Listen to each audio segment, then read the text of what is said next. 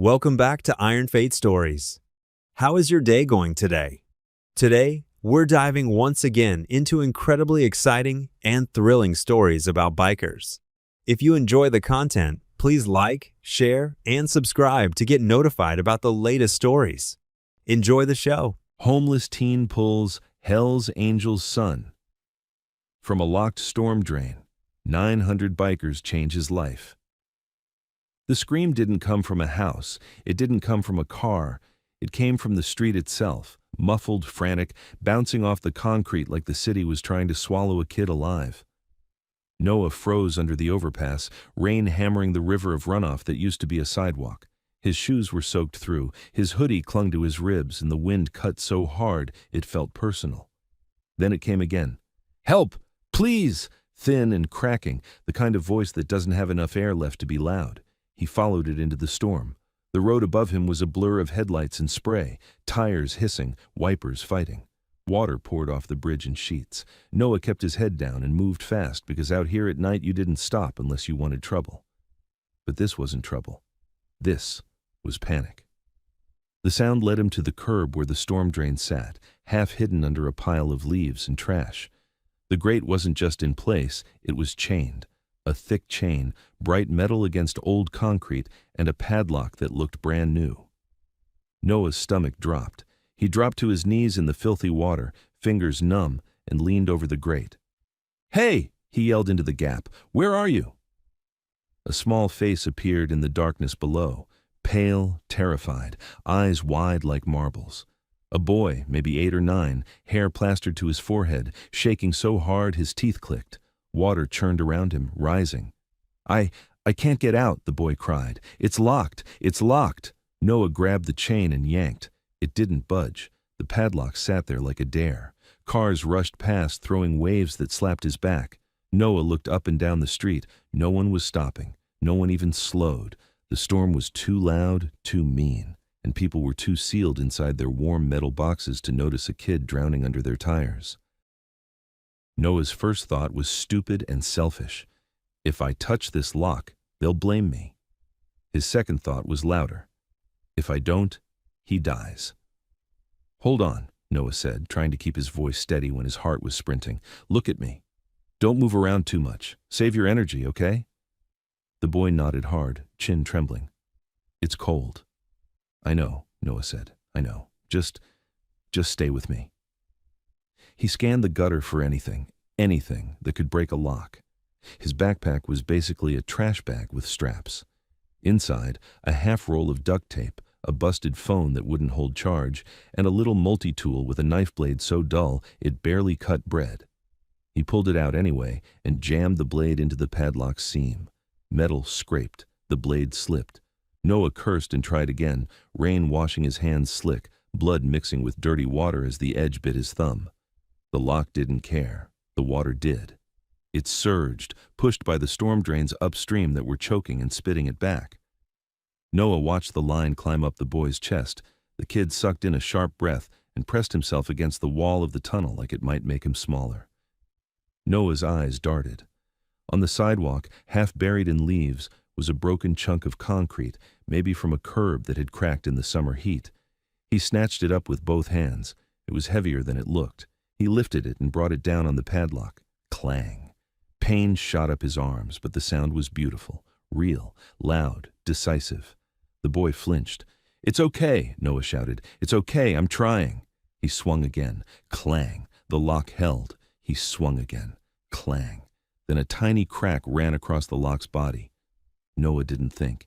He just kept hitting it like he was trying to break the storm itself. On the 4th strike, the lock split.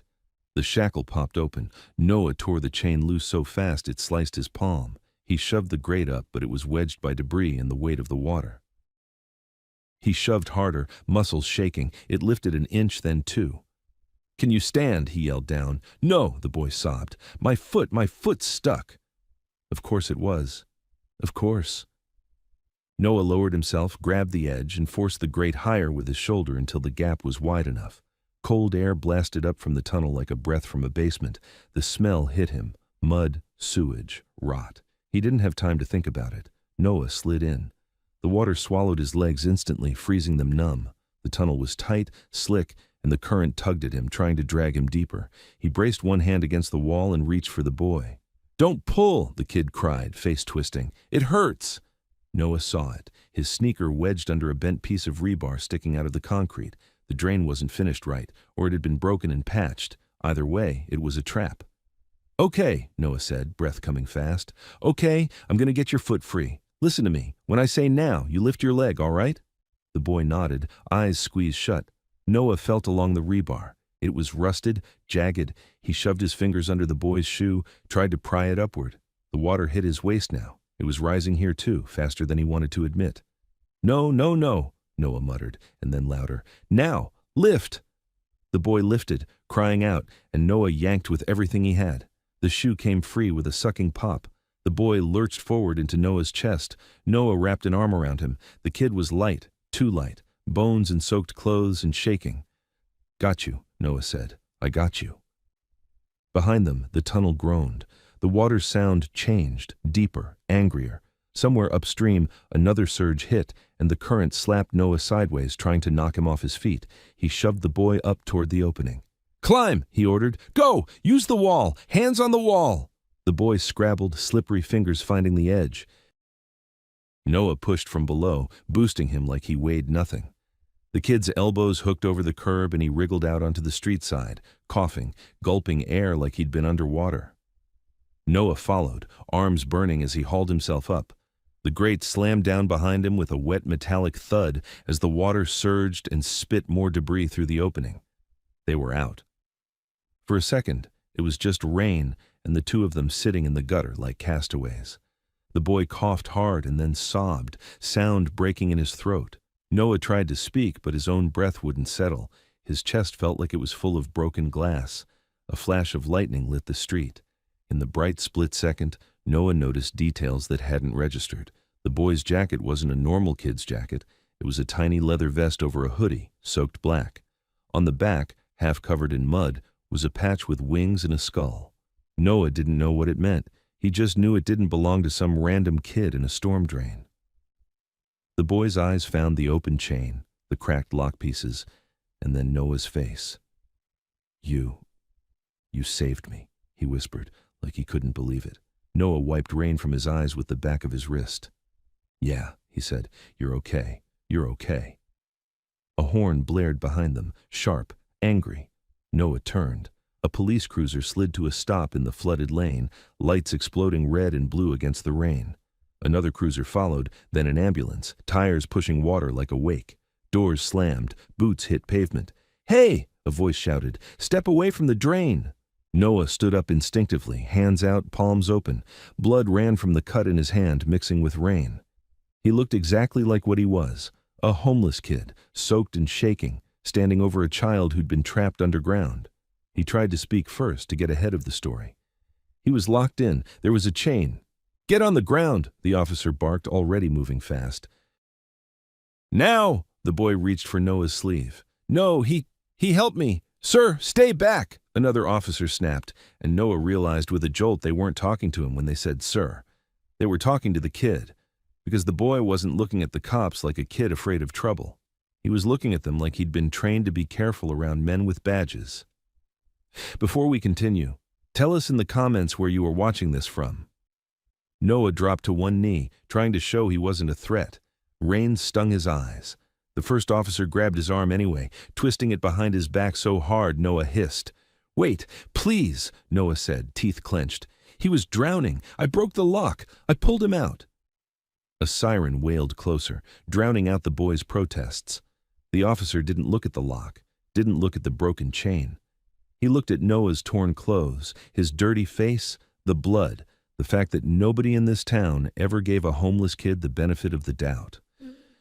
"Yeah?" the officer said, voice flat. "And why were you down there with him?" Noah's mouth opened, and the handcuffs clicked shut. The cuffs were too tight on purpose. Noah felt the metal bite every time the officer yanked his arm forward through the rain. Water ran down his neck, down his back, into the waistband of his jeans, and the cold made everything hurt sharper. His scraped palms, his bruised shoulder from forcing the grate, the place in his ribs where the current had slammed him against the tunnel wall. "Don't move," the officer snapped, like Noah hadn't already learned that the less you existed, the safer you were. The boy, still coughing, still shaking, got wrapped in a foil blanket by a paramedic and guided toward the ambulance. His eyes never left Noah. He tried to step closer, but a second cop blocked him with an arm. "Sir," the cop said again, too careful with his voice like the kid outranked everyone here. "Let the medics do their job." "No," the boy choked out. "You can't take him. He saved me. He pulled me out. He broke the lock." The first officer didn't even look at the broken padlock pieces lying in the gutter. He looked at Noah's ripped hoodie, his dirty hair, his thin frame, and decided the story before anyone spoke. "Yeah," the officer said. "We'll figure it out." Noah tried to turn his head just enough to see the lock again, to point at it, to make them understand. A flashlight beam swept over the scene, catching the chain, the fresh metal, the cracked shackle. One of the paramedics whistled under his breath. "That lock's new," the medic said. "Why the hell was it—" "Not your concern," a cop cut in, sharp enough that the medic's mouth closed immediately. Noah swallowed. That was the moment he understood this wasn't going to be simple. They weren't curious, they weren't relieved. They were annoyed, like Noah had made their night harder by not letting a kid die quietly where nobody had to explain anything. They pushed him into the cruiser. The seat was wet and the plastic partition smelled like old sweat and cheap disinfectant. The sirens didn't wail this time. They didn't need to. The storm covered everything. Through the back window, Noah saw the boy lifted into the ambulance. The kid twisted to look out as the doors closed. His small hand pressed against the glass, and for 1 second, Noah thought he'd scream again, not from the drain, but from being separated from the only person who had been willing to touch the lock. The ambulance pulled away. The cruiser rolled after it. Noah leaned his forehead against the cold window and tried to keep his breathing even. He wasn't praying. He didn't pray anymore. He was doing math, how this would look, how they would write it up, how fast a lie could harden into a fact. A homeless teen, a child, a storm, a cut lock. He'd seen how quickly people decided what they wanted to believe. At the station, they didn't book him like a normal arrest. No fingerprints, no mugshot. Not yet. They put him in a small interview room with a flickering light and left him there long enough for his hands to go numb. When the door finally opened, it was a detective, not a patrol cop. Middle-aged, thick neck, eyes that didn't soften when he looked at Noah. "You got a name?" the detective asked. Noah hesitated. Names were currency. Names got you found. "Noah," he said. "Last name?" Noah stared at the table. The detective exhaled like Noah was being difficult for sport. "Address?" Noah didn't answer. The detective's pen scratched anyway. "So you don't have a last name and you don't have an address. Convenient." Noah's jaw tightened. "I told them. He was locked in. I broke the lock. I pulled him out." "Uh-huh," the detective said, like he'd heard 1,000 versions of that line. He leaned forward. "And why were you near that drain in the first place?" Noah laughed once, dry, humorless. "Because I heard him screaming." "In a storm like that," the detective said. "You expect me to believe you heard him over traffic, wind, rain, sirens?" "I was right there," Noah snapped before he could stop himself. "Under the bridge, that's where I sleep." The detective's eyes flicked up. There it was, the real reason. Noah saw it land behind the detective's eyes like a stamp. Drifter. Liar. Problem. "Where are your parents?" Noah's throat moved. "Not here." "Not here," the detective repeated, writing. "So you're alone, unsupervised, no fixed address, no family, and you want me to believe you just stumbled on a kid in a drain." Noah forced himself to breathe. "Look at the lock." The detective didn't. Instead, he stood and walked to the door. "We're going to do this properly. Until then, keep your story straight." The door clicked shut again.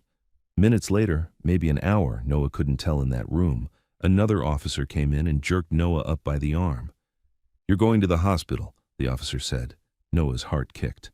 "Is the kid okay?" The officer didn't answer. They drove him there cuffed in the back seat like he might explode. The storm had eased a little, but the roads were still rivers, streetlights reflected in pooled water like broken coins. At the hospital entrance, everything was bright, warm, and loud in a different way. Machines beeping, voices bouncing off tile, wet footprints everywhere. Noah felt like he didn't belong just by breathing the clean air. They walked him past the waiting area. People stared. A woman in a soaked coat covered her child's eyes as Noah passed like he was contagious. A nurse at the desk saw the cuffs and frowned. "He's bleeding." "He's fine," the officer said. The nurse didn't move out of their way. "He's bleeding on the floor. Sit him. I'm cleaning that." The officer looked annoyed, but he guided Noah to a chair in the hallway outside an exam room. A security guard drifted closer, hand resting near his belt. Noah kept his eyes down. He'd learned how to survive rooms like this: shrink, vanish, give them nothing to justify. The nurse crouched and took Noah's hand gently, which almost made him flinch. She wiped mud away, and the cut opened wider, red against pale skin. "How old are you?" she asked quietly. Noah didn't answer. She didn't push. She wrapped the wound, fast and practiced. "You did the right thing," she murmured, so softly the officers couldn't hear. "Whatever they think." Noah swallowed hard. He didn't trust kindness.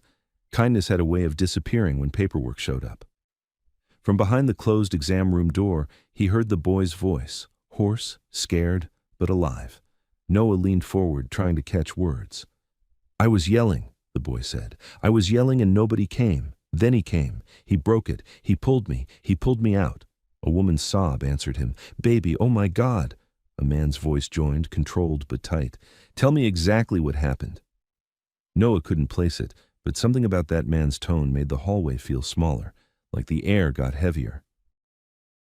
The detective from the station appeared again, walking fast, coat still damp. He nodded to the officers, then looked at Noah like Noah was an unsolved equation. "You're lucky," the detective said. "Kids talking."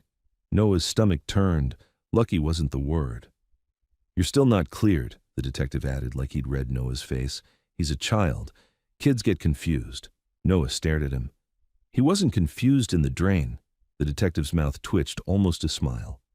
"We'll see." He knocked once and walked into the exam room without waiting. The door swung open wide enough for Noah to see inside. The boy lay on the bed with warmed blankets, oxygen cannula under his nose, hair still wet. His face was pale, but his eyes were sharp.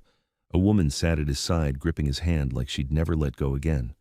She looked expensive, even soaked. Jewelry, coat, everything that said her life didn't include storm drains.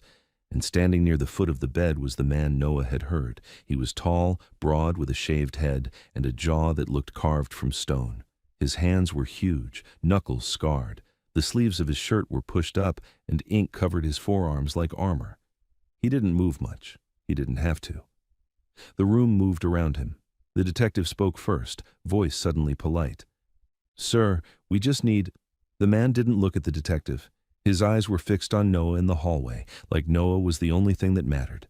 Then the man's gaze dropped to the cuffs on Noah's wrists. Something changed in his face, not anger yet, not violence, control. The boy saw Noah and tried to sit up. "That's him," he rasped, pointing. "That's Noah. He saved me." The woman snapped her head around, eyes wide, confused. Then she saw the cuffs too, and her mouth opened in shock. The man took one step forward. It was only one step, but it landed like a threat. The detective shifted, uncomfortable. "We're still determining—" The man finally spoke. His voice was low, calm, and somehow louder than the storm had been. "Take those off him." The hallway went silent. Even the nurse station seemed to pause. The detective tried to keep his tone neutral. "Sir, we can't just—" The man didn't raise his voice. He didn't need to. He lifted his hand and pointed, not at Noah, but at the back of the boy's small leather vest folded over a chair. The patch was visible now, cleaned of mud enough to read. "Hell's Angels." Noah's stomach dropped straight through the floor as the man's eyes locked onto his again, and he said, slower this time, like he was making sure everyone understood exactly who was speaking. "That's my son." For a few seconds, the hallway just held its breath.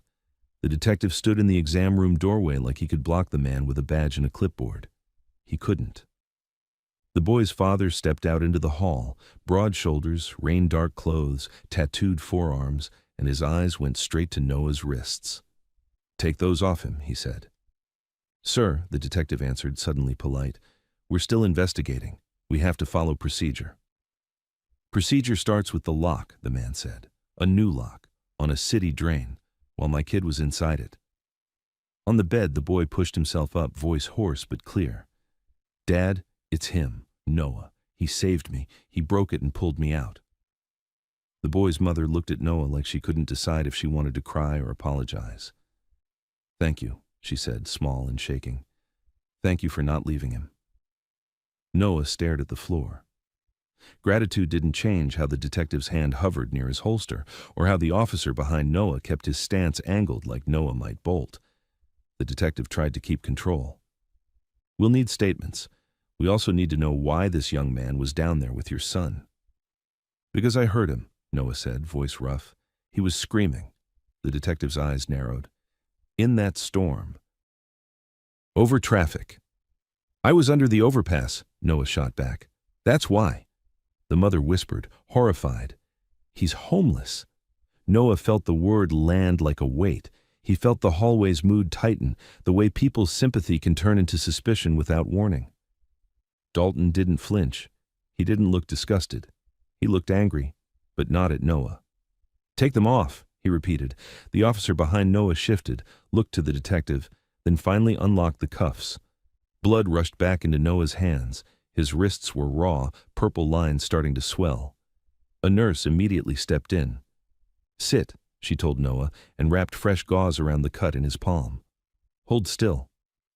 Noah sat because his legs were shaking. The nurse worked fast. Her fingers were warm. That alone almost made Noah's throat close up. Dalton's attention turned to Noah. "Tell me about the lock," he said. Noah swallowed. "It wasn't old. It was shiny. The chain, too. Like somebody put it there, recently. And the grate wasn't stuck. It was meant to be shut." The detective cut in quickly. "We recovered the evidence from the scene." Dalton's eyes stayed on him. "Where is it?"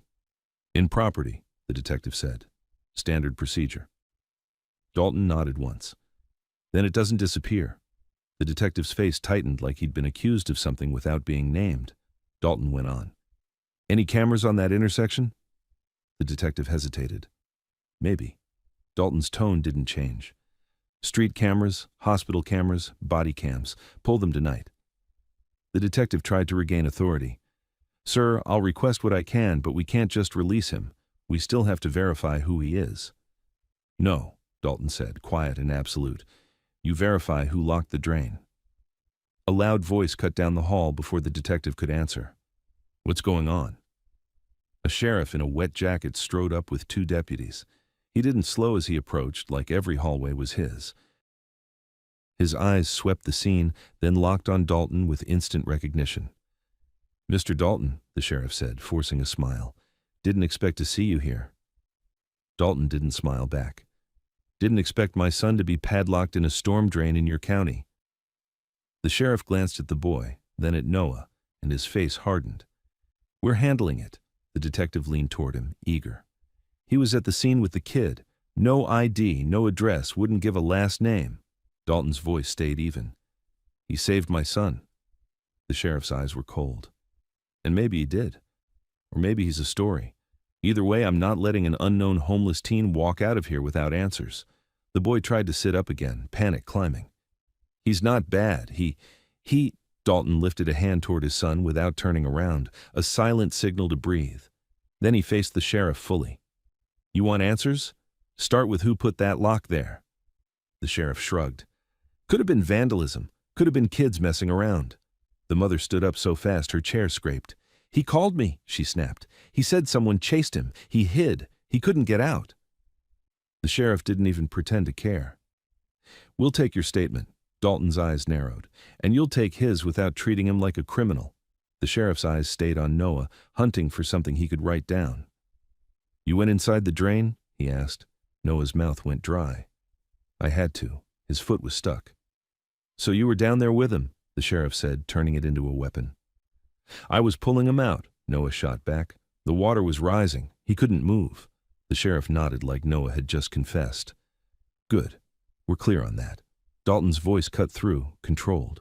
"We're clear he saved him." The mother stepped forward with a blanket from the bed, reaching toward Noah. "He's soaked. Please just—" A deputy blocked her with an arm. "Ma'am, don't approach him." Her face twisted in disbelief. Are you serious? He's a kid." Then he can dry off at the station, the sheriff said. Dalton took a slow breath, like he was counting to keep himself from doing something stupid. You're not moving him until my attorney gets here, he said. The sheriff's smile didn't budge. Call whoever you want. I'm not running my department on your schedule. A hospital administrator appeared at the edge of the group, palms up. Sheriff, please, keep it down. Patience. Then tell your staff to step back, Pruitt said, without taking his eyes off Dalton.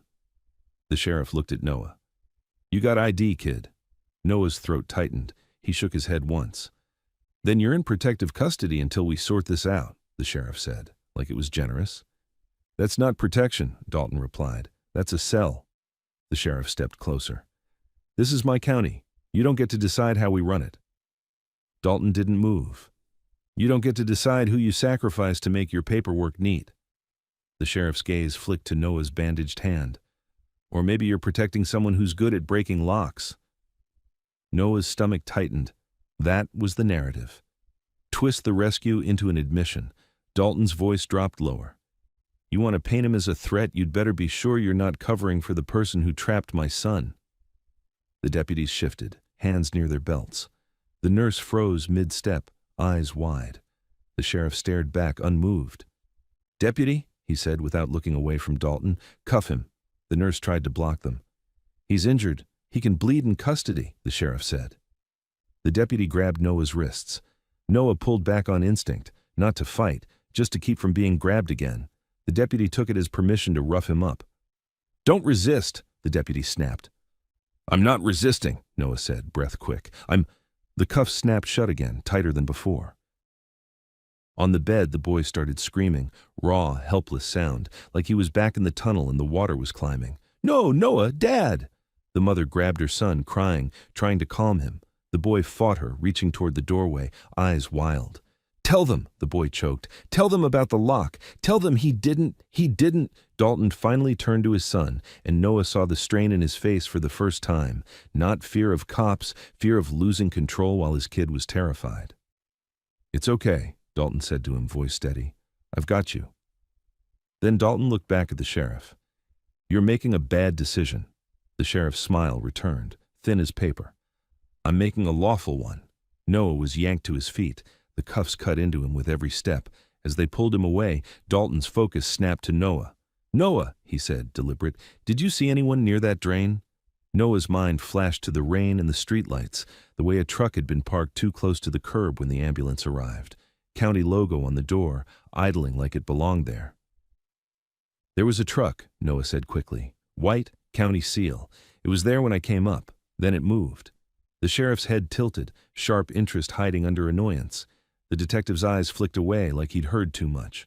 Dalton absorbed it without reaction, but his jaw tightened. At the elevator, the detective leaned in close, voice low and nasty. Next time you want to play hero, don't. Noah didn't answer. He couldn't. The cuffs cut into his skin every time he moved. The elevator doors opened. Noah was pushed inside between two deputies. As the doors began to slide shut, Dalton's voice carried down the hall, quiet, controlled, and aimed straight at the sheriff. Bring him back the way you took him. Then the doors sealed and the hospital disappeared. The station smelled like wet uniforms and old coffee, like nobody ever opened a window even when the building needed air. Noah was led through a side entrance so the lobby cameras wouldn't catch his face too clearly. That was the first thing that made his stomach twist. If this was protective custody, why hide it? They took his shoelaces. They took his hoodie string. They took the little multi-tool he'd used on the lock, even though the blade was so dull it felt like a joke. Then they sat him on a bench under a buzzing fluorescent light and told him to wait. A deputy filled out paperwork like Noah was a piece of damaged property. Age? The deputy asked without looking up. Noah hesitated. The deputy finally looked up, eyes flat. You tell me, or I guess. And if I guess wrong, that's your problem. 17, Noah said. The deputy's pen paused for half a second. Juvenile. The word didn't get spoken, but Noah felt it change the room. Juvenile meant a different set of rules. Juvenile also meant they could keep him longer for his own good. Full name? The deputy asked. Noah stared at the wall clock. The second hand jumped like it was nervous. Just Noah, he said. The deputy's mouth tightened. We'll call you John Doe Noah then. Noah's throat went dry. Can I talk to someone? A lawyer? The deputy snorted. You got lawyer money? The sheriff Pruitt walked in like he owned the air. His jacket was off now, shirt sleeves rolled up, radio clipped to his belt. He looked less like a man who chased criminals and more like a man who decided who counted as one. We're going to clear this up quick, Pruitt said, standing in front of Noah like a wall. You want that? Noah's pulse thudded behind his eyes. I want you to check the drain, the lock, the chain. We did, Pruitt said too fast. Now we're checking you. Noah swallowed. The kid told you. The kid is a kid, Pruitt snapped. Scared, suggestible, and his father's complicated.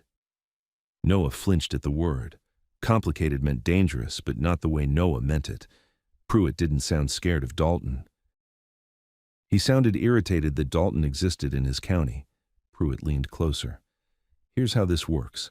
You tell my detective exactly why you were at that drain, and we get you out of here. You don't. You sit. I told you why, Noah said. I heard him. Pruitt's eyes narrowed. You expect me to believe you risked your life for a kid you don't know? Noah's jaw tightened. Yes. Why? Because I know what it's like when people hear you and keep walking, Noah thought. He didn't say it. Anything emotional got twisted into manipulation. Pruitt gestured, and the detective from the hospital stepped into the booking area with a folder. He dropped it on the counter like it weighed nothing. Kid broke a city lock, the detective said. We can make that criminal mischief, trespass, endangerment. If we feel spicy, we can go bigger. Noah's stomach turned. Endangerment? You entered a confined space during a storm, the detective said, voice smug. Dragged a child out. Could have drowned him, could have hurt him. He was drowning anyway, Noah said, heat rising. He was locked in. Pruitt held up a hand like Noah was a barking dog. We are not debating your hero story. We are writing what we can prove. Noah's hands clenched on his knees. His wrists still ached where the cuffs had cut him. He forced himself to keep his voice steady. If you want the truth, get the street cameras. Pruitt's face didn't change. We'll see what's usable. Noah heard what he didn't say. We'll see what we allow. They walked him down a hallway and put him in a small room with a metal table bolted to the floor. No window, no clock. The light flickered like it wanted to give up. The detective sat across from him and slid a paper forward. Statement, the detective said. Just write what happened. Noah looked at the top line. It already said, subject admits entering drain with minor. Noah's throat tightened. This isn't what happened. Then correct it, the detective said, shrugging. But sign it, Noah pushed the paper back. Not without a lawyer. The detective's eyes hardened. A lawyer isn't coming for you. Noah didn't answer. The detective leaned forward, voice lowering. You know what you did tonight? You stepped into something you don't understand. People like that man, Dalton, don't repay favors the way normal people do. Noah stared at him. He didn't ask me to do anything. No, the detective said, but he might think you did. And if you didn't, somebody else did. Either way, you're now a thread tied to a big knot. Noah felt a cold prickling crawl up his spine.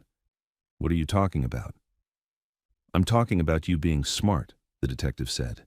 You don't have family. You don't have an address. You don't have anyone to come claim you, which means you don't have protection. Noah's voice came out rough. Protect me from what? The detective smiled without warmth. From the consequences of being noticed. He stood, walked to the door, then paused with his hand on the knob.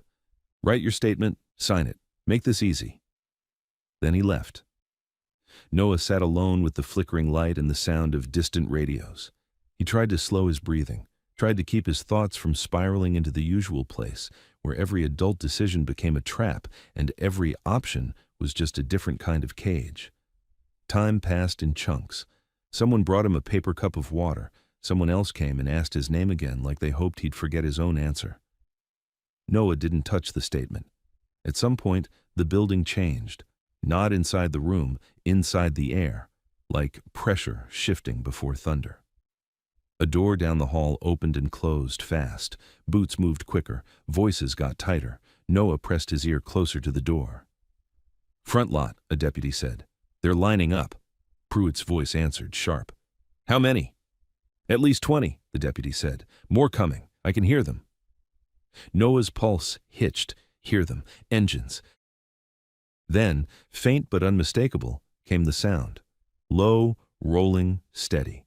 Not one bike, not two. A group, idling somewhere outside like a warning that didn't need words. Noah's mouth went dry. A few minutes later, the detective returned, and his smugness was gone. He opened the door and said, "Stand up." Noah rose slowly, keeping his hands visible. They walked him down the hallway, not toward booking, but toward a side office with blinds drawn. Inside, a man in a suit stood by the desk with his coat still on, rain beating on his shoulders. Mid-40s, clean haircut, eyes that watched everything at once. He turned when Noah entered. "Noah?" Noah stopped. "Who are you?" The man reached into his pocket and pulled out a card. Eddie Klein, attorney. Noah blinked once. "For who?" Klein didn't smile.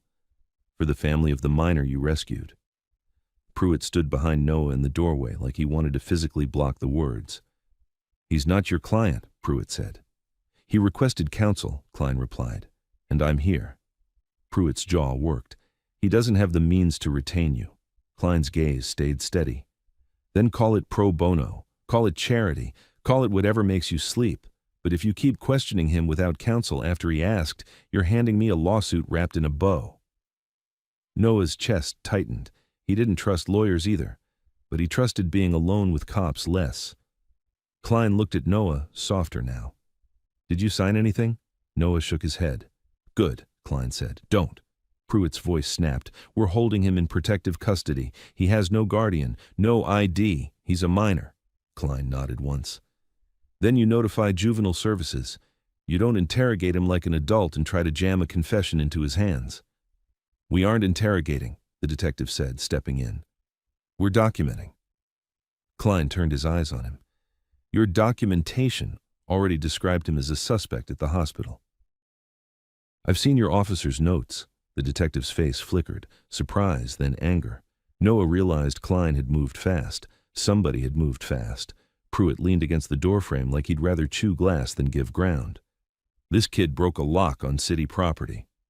"He broke a lock that trapped a child in rising water," Klein said, "which is going to read beautifully to a jury."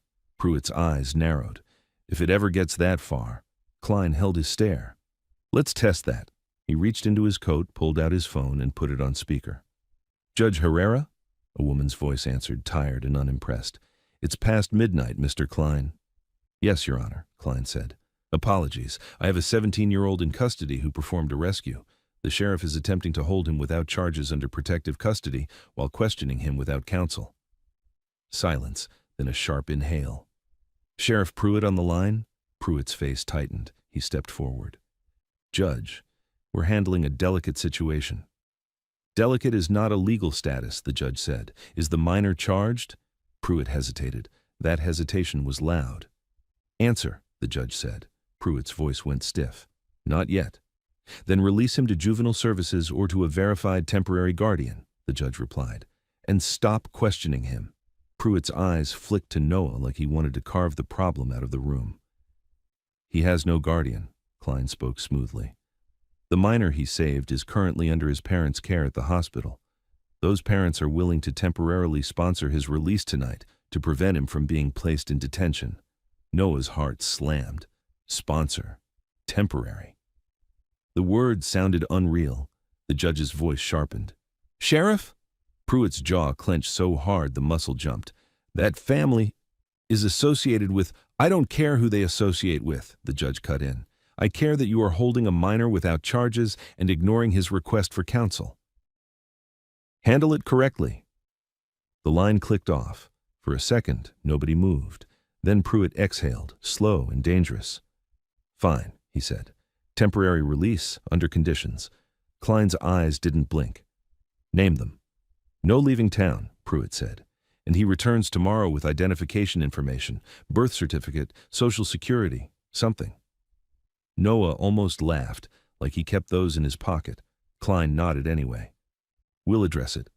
Pruitt turned and left the office without looking at Noah again. Klein waited until the door shut, then leaned closer to Noah, and lowered his voice. Listen to me. Outside this building are men who came because they heard what you did. They're not here to start a war. They're here so nobody can pretend you disappeared. Noah's throat tightened. I didn't ask for that. I know, Klein said, but you need to understand something. The sheriff wanted you alone. Alone means easy. Now you're not. They walked Noah through the side corridor toward the rear exit. 2 deputies trailed them, annoyed and silent. Noah's hands shook, partly from cold, partly from the sudden whiplash of almost being swallowed by the system, and then not. At the door, Klein paused. One more thing, he said quietly. Whatever you saw tonight, any truck, any person, any detail, you tell me first. Not them. Noah's mind flashed to that white truck, the county seal, the way it had been too close to the drain. There was a county truck, Noah whispered. White. It was there at the drain. Klein's eyes sharpened. Did you see a plate? No, Noah admitted, just the seal, and it moved the second the lights came.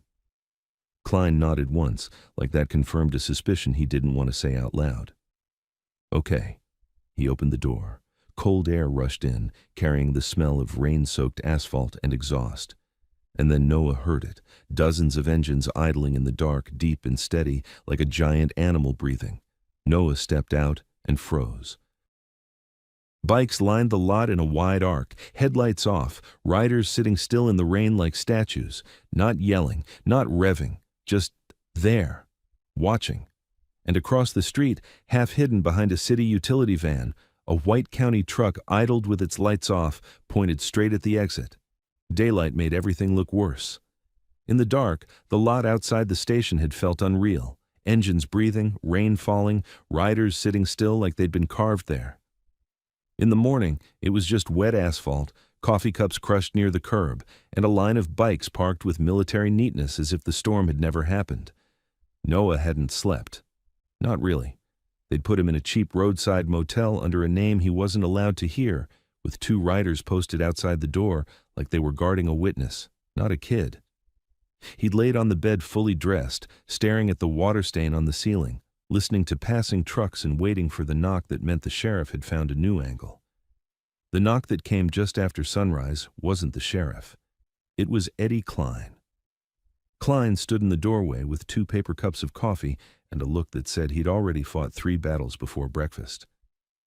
You good to walk? He asked. Noah's throat was sand. Where are we going? To the place where this started, Klein said. You're going to point. You're going to tell us what you saw, and you're not going to wander off alone. Understand? Noah nodded once. In the parking lot, a black pickup idled. A man leaned against it with his arms crossed. Daylight didn't soften him. It sharpened him. Ray Dalton. He wasn't wearing colors now. Just a plain dark shirt and jeans. Same carved jaw, same scarred knuckles. His eyes flicked over Noah. Bandaged hand, bruised wrists, the fact that his shoes were still soaked, and something cold passed behind them. You eaten? Dalton asked. Noah shook his head. Dalton opened the passenger door of the pickup and tossed a paper bag onto the seat. Then you will. Noah hesitated like the bag was a trick. Dalton's voice stayed calm. It's breakfast, not a bribe. Noah slid in and kept the bag in his lap. Inside was a breakfast burrito wrapped in foil and a bruised apple. It was more than he'd eaten in a day, and that made his chest hurt in a stupid way. Klein climbed into the back with a tablet and a folder. 2 bikes rolled out first, 2 more fell in behind them, not loud, not showing off, just there, like a moving fence. As they drove, Noah watched cars pass and tried to make his brain accept what was happening. He'd gone from being nobody under a bridge to being escorted by men everyone in this town feared. And he still didn't know why the drain had been locked. Dalton's hands were steady on the wheel. My son's name is Cody, he said without looking over. He's stubborn, thinks he's invincible. That's on me. Noah didn't know what to say, so he said the truth. He would have died. Dalton's jaw flexed once. I know. They turned off the main road and headed back toward the overpass. The storm had washed the streets clean in places and filled others with brown water that sat in potholes like old wounds. The sky was bright but low, as if it still didn't trust itself. When they reached the intersection, Noah's stomach tightened. In daylight, The storm drain looked small, ordinary, something you'd step over without thinking. The curb was still smeared with mud where Noah had knelt. The grate was back in place, but the chain and lock were gone. Of course they were.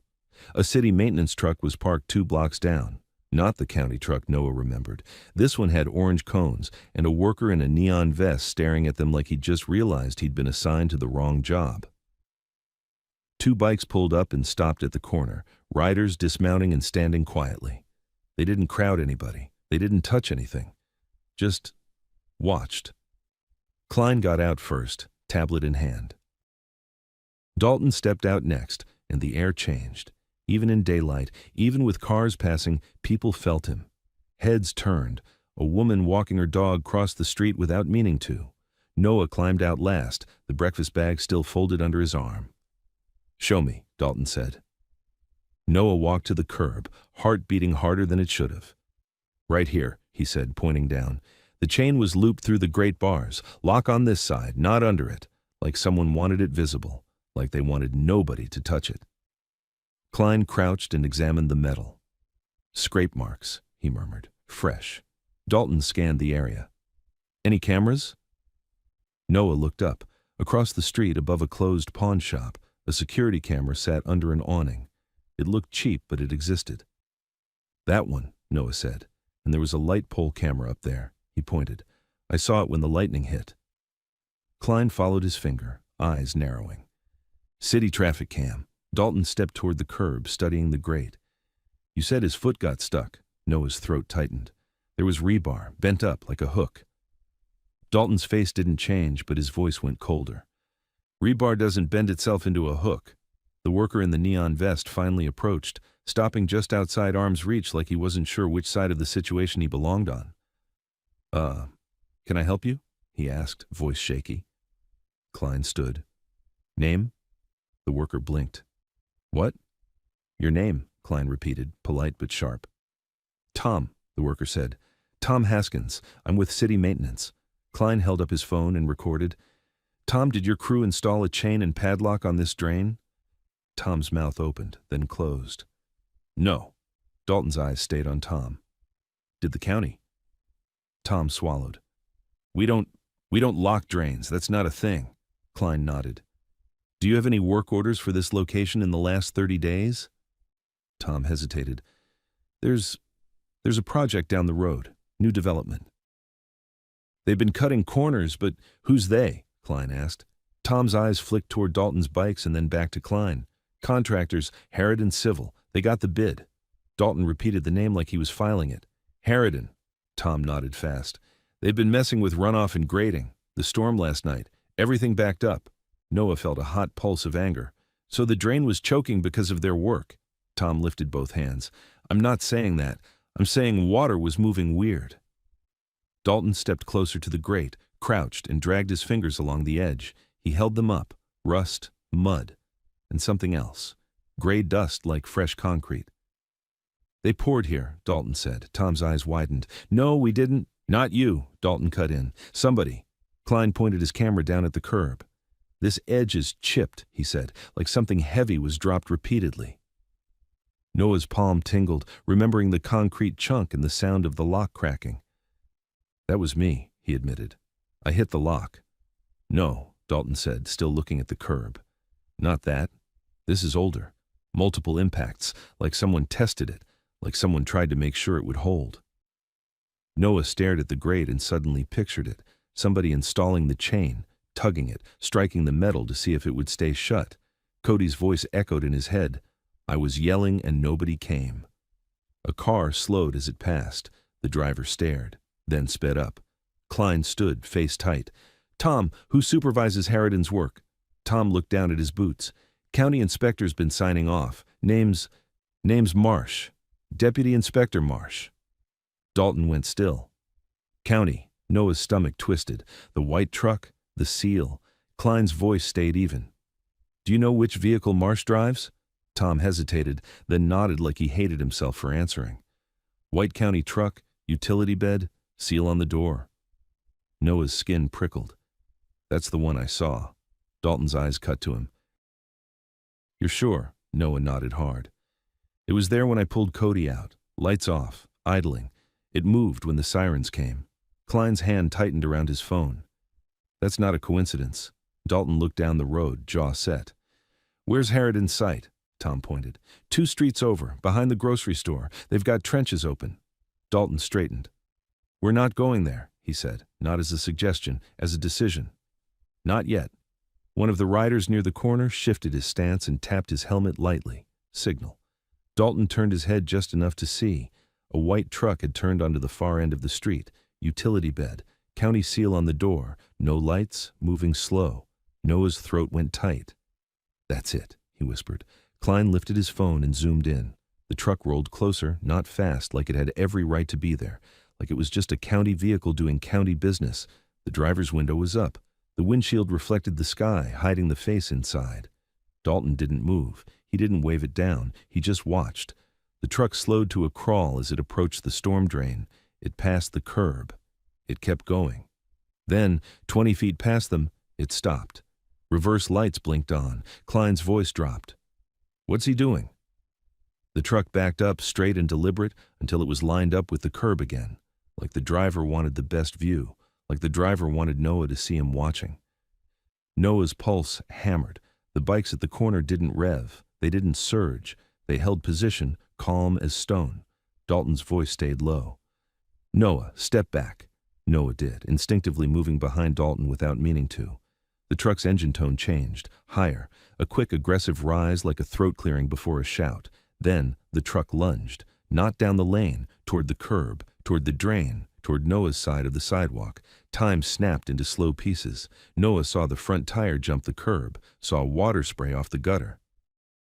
Saw the county seal blur closer and closer, like it was coming straight for him. Dalton moved first, fast, controlled, grabbing Noah's hoodie and yanking him backward so hard Noah stumbled. At the same time, one of the riders sprinted from the corner and shoved a cone into the truck's path like that would stop 2 tons of metal. Another rider stepped out, palms up, trying to force the driver to think twice. The driver didn't think twice. The truck clipped the cone, smashed it flat, and jerked sideways at the last second, close enough that the side mirror exploded against the grate's edge with a crack like a gunshot. Glass sprayed. Noah flinched and felt something slice his cheek. The truck fishtailed back into the street and roared forward, tires screaming on wet pavement. It shot past them, the utility bed rattling, and tore through the intersection like it had just tried to kill someone and didn't care who noticed. "Plate!" Klein shouted, running to the curb with his phone raised. Noah's busted phone was useless. His eyes were the only camera he had. He squinted through the spray and caught it, letters and numbers half hidden by mud on the bumper. But there. 7-3-J, Noah gasped. 7-3-J? The truck vanished around the corner before he could finish. Dalton's grip tightened on Noah's shoulder. "Say it again," he ordered. Noah's heart hammered. His cheek burned where the glass had cut him. He forced the plate back into his mind, piece by piece, like he was carving it into stone. 7-3-J, 9-4-2, he said, voice shaking. "I think 7-3-J, 9-4-2. Klein repeated it instantly into his phone, recording. County truck attempted vehicular assault at the storm drain site. Plate 7-3-J, 9-4-2. Witness Noah. Dalton stared down the road where the truck had disappeared, face unreadable. Then he looked at the storm drain again, at the grate, at the curb, at the place a kid had been padlocked into rising water. And he said, quiet enough that only Noah and Klein heard it, "That wasn't intimidation." Noah swallowed. What was it?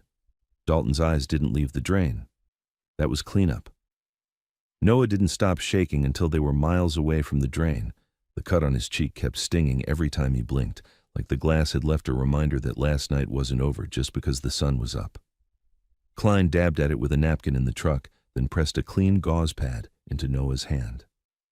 "Hold that," Klein said. "Don't rub. Just hold." Dalton drove without music. The bike stayed back on the road, spaced out, quiet. Nothing about it looked like a parade. It looked like a plan. "Cleanup," Noah repeated, still hearing Dalton's word. "You think they were trying to, erase the drain?" Dalton kept his eyes forward. "They were checking what you know, and they wanted you scared enough to shut up." I didn't even talk, Noah said. Klein's voice came from the back seat, clipped. You existed. That's enough. They didn't go back to the motel.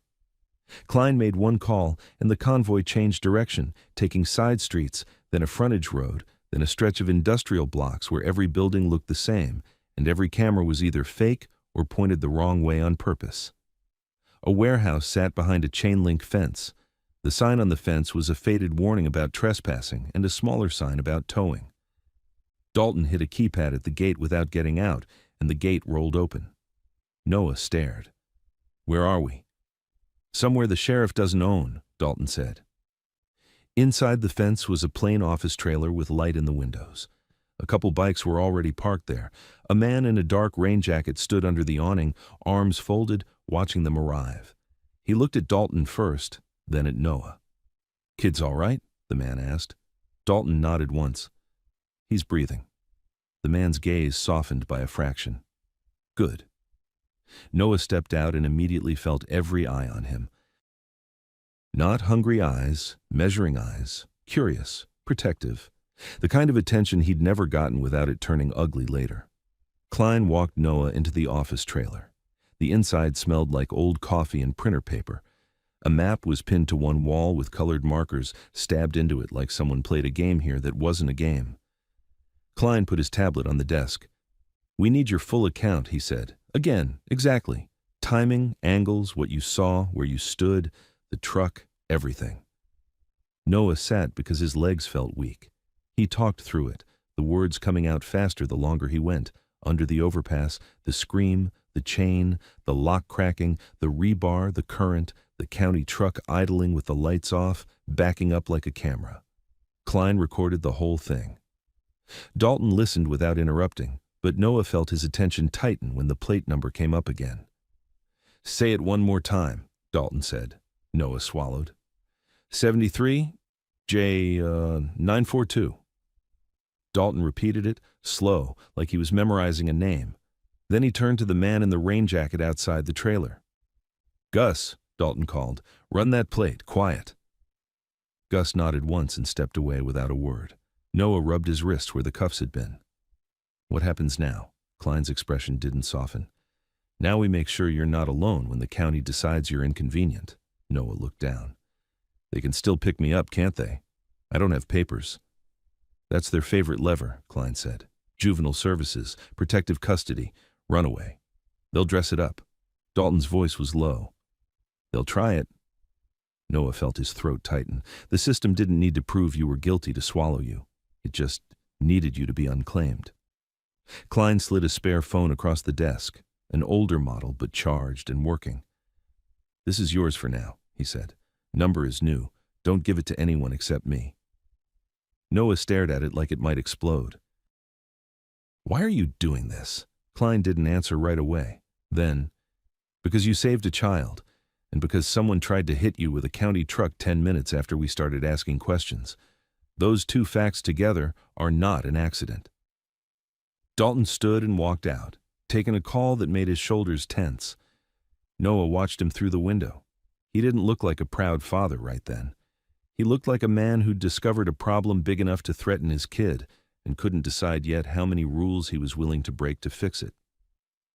A different man appeared in the doorway, older, gray beard, eyes tired. He carried a small first aid kit. Sit still, he said to Noah, not unkindly. Noah tensed. I'm not a doctor, the man added, but I've stitched worse than that. He nodded at Noah's cheek. Noah let him clean the cut. The sting was sharp. Noah didn't flinch, mostly because he'd learned pain was safer than fear. The man taped a clean strip over it. Name's Hank, he said. You hungry? Noah hesitated. I ate. Hank grunted like that wasn't an answer. He grabbed a granola bar from a drawer and put it on the desk anyway. Then eat again. Noah picked it up slowly, fingers stiff. No one mocked him. No one made a joke about how fast he ate. That made him feel weird in a way he couldn't explain. Klein came back in with his phone in hand. I just spoke to the city about the traffic camera, he said. They claim it was down during the storm. Noah's eyes narrowed. That's a lie. I agree, Klein said. I requested the pawn shop footage too. Owner says his recorder fried. Dalton came back inside and the air changed again. "They're scrubbing," he said. Klein nodded. "Fast." Noah's stomach rolled. "So, they can just delete it." "They can try," Klein said, "but they can't delete witnesses." Dalton looked at Noah. "That's why you don't go back under that bridge alone." Noah's mouth went dry. "I have to." "My stuff." "You have nothing worth dying for," Dalton said, voice flat. Noah flinched anyway because it was true. His stuff was a blanket that smelled like rain and an old backpack with duct tape holding it together. It was the only proof he existed, and the idea of losing it made his chest tight. Dalton watched him. "We'll get it." Noah shook his head. "I don't want you." "You don't get to want," Dalton said, and then his tone shifted just slightly. Less command, more reality. "Not right now." Klein leaned in, keeping it practical. "Sheriff Pruitt can make calls, shelters, kitchens, outreach vans. He can tell them you're a problem. He can tell them you're dangerous. He can tell them they'll lose funding if they help you." Noah's stomach sank because he'd seen it happen to other kids, not loudly, quietly. Doors that used to open suddenly didn't. Dalton's phone buzzed again. He looked at the screen, then at Klein. "He's already doing it." "How do you know?" Noah asked. Dalton didn't answer him. He answered Klein. "My guy just heard radio chatter. Juvenile pickup request. Description matches. They're calling him a runaway." Noah's heart kicked. I'm not running. That's the point," Klein said. "They don't need it to be true. They need it to be on paper." Noah stood up. "So what? I'm just stuck here?" "Temporary," Klein said. Noah laughed once, bitter. "Everything is temporary when you're me." Dalton's eyes stayed on him. "Not this." Noah didn't know what to do with that, so he did what he always did. He went quiet. An hour later, 2 bikes took Noah and Hank in a different car, an old sedan that didn't stand out.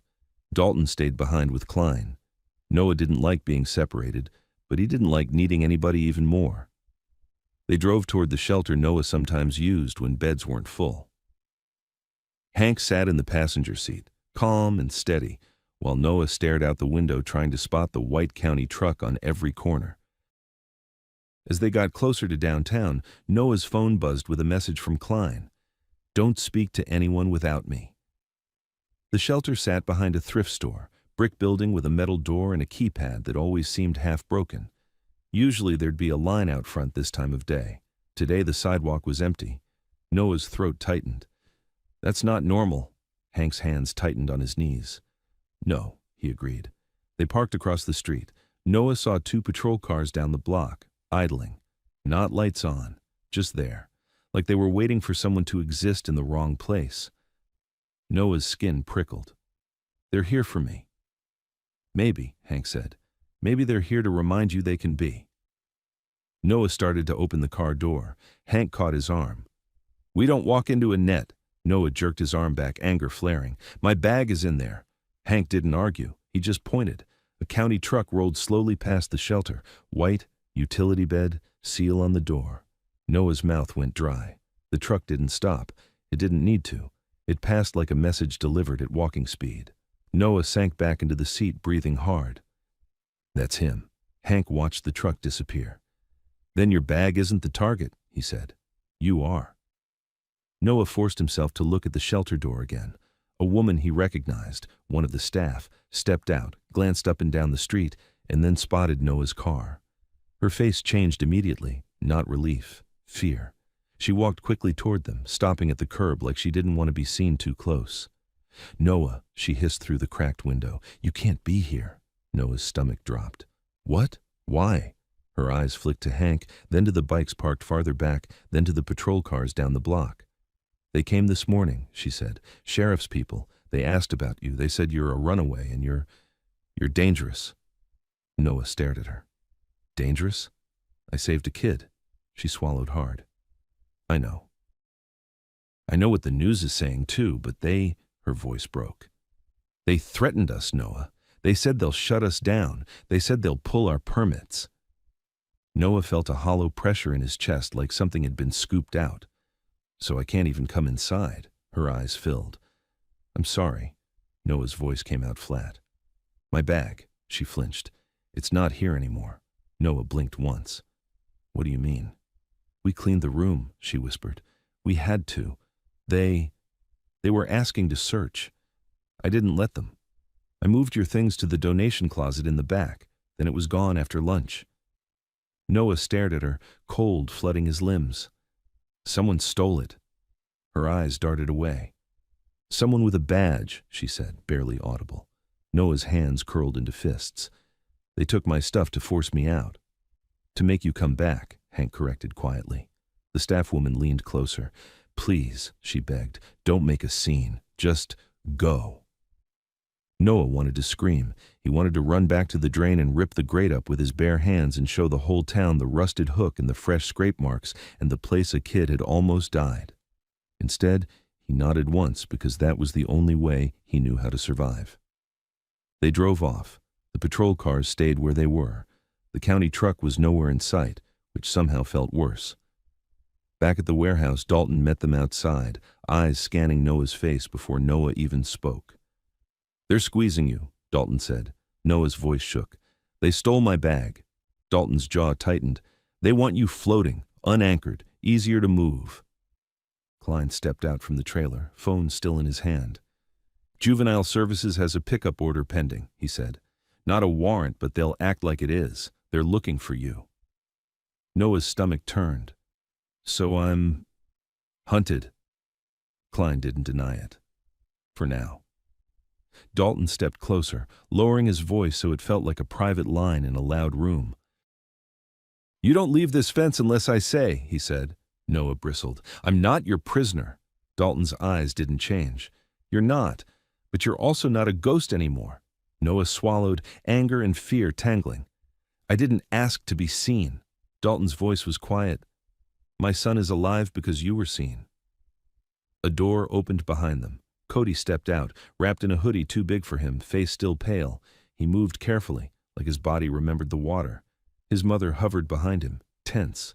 Cody spotted Noah and froze. Then he walked faster, ignoring his mother's hand on his shoulder. Noah, he said, voice still rough, they said you were in trouble. Noah didn't know what to do with a kid looking at him like that, like Noah mattered. I'm fine, he lied automatically.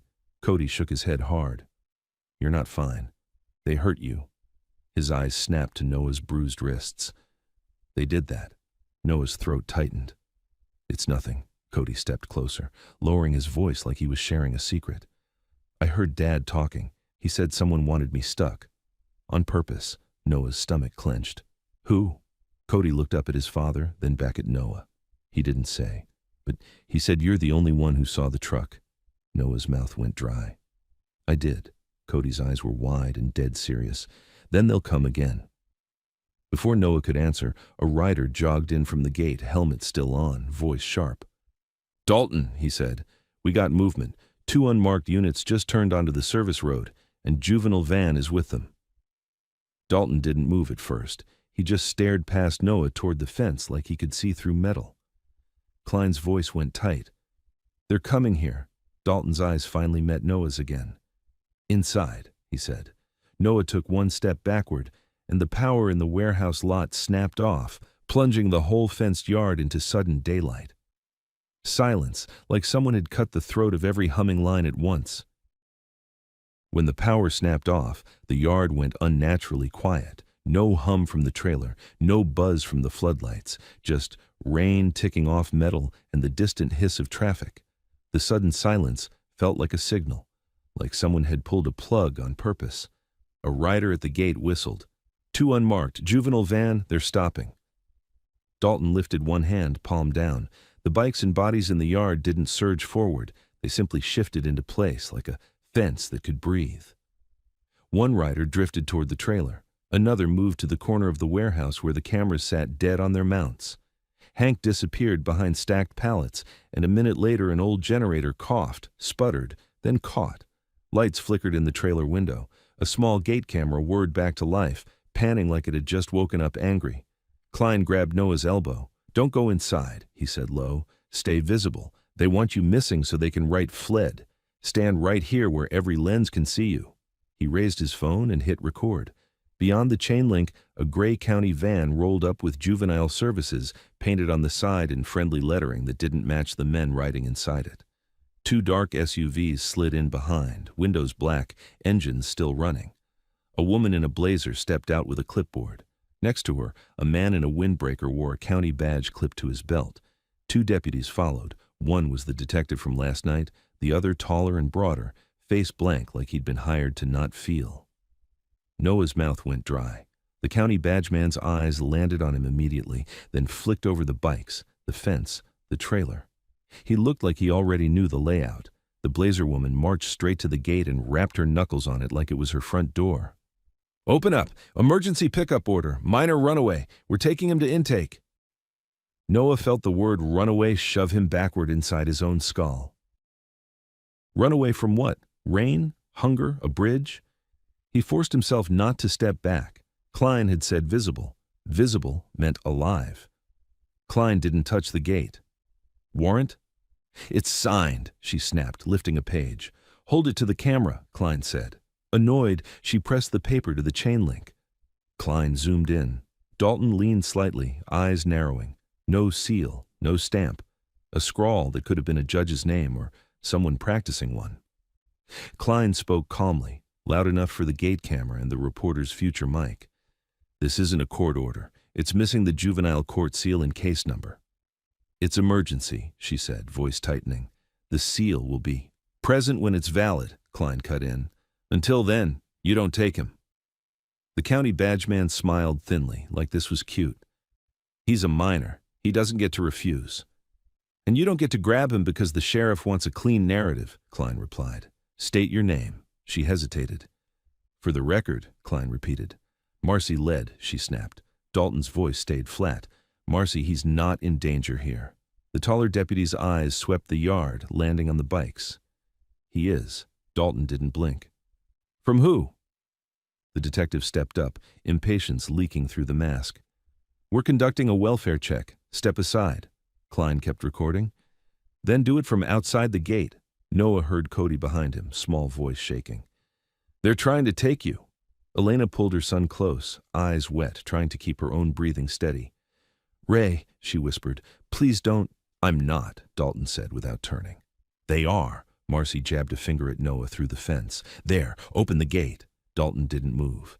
"No." The badgeman stepped away, made a call, then returned with his face harder. "Sheriff Pruitt says you're obstructing a lawful pickup." Klein nodded once as if he'd expected it. "Put him on speaker." A tinny voice answered almost immediately.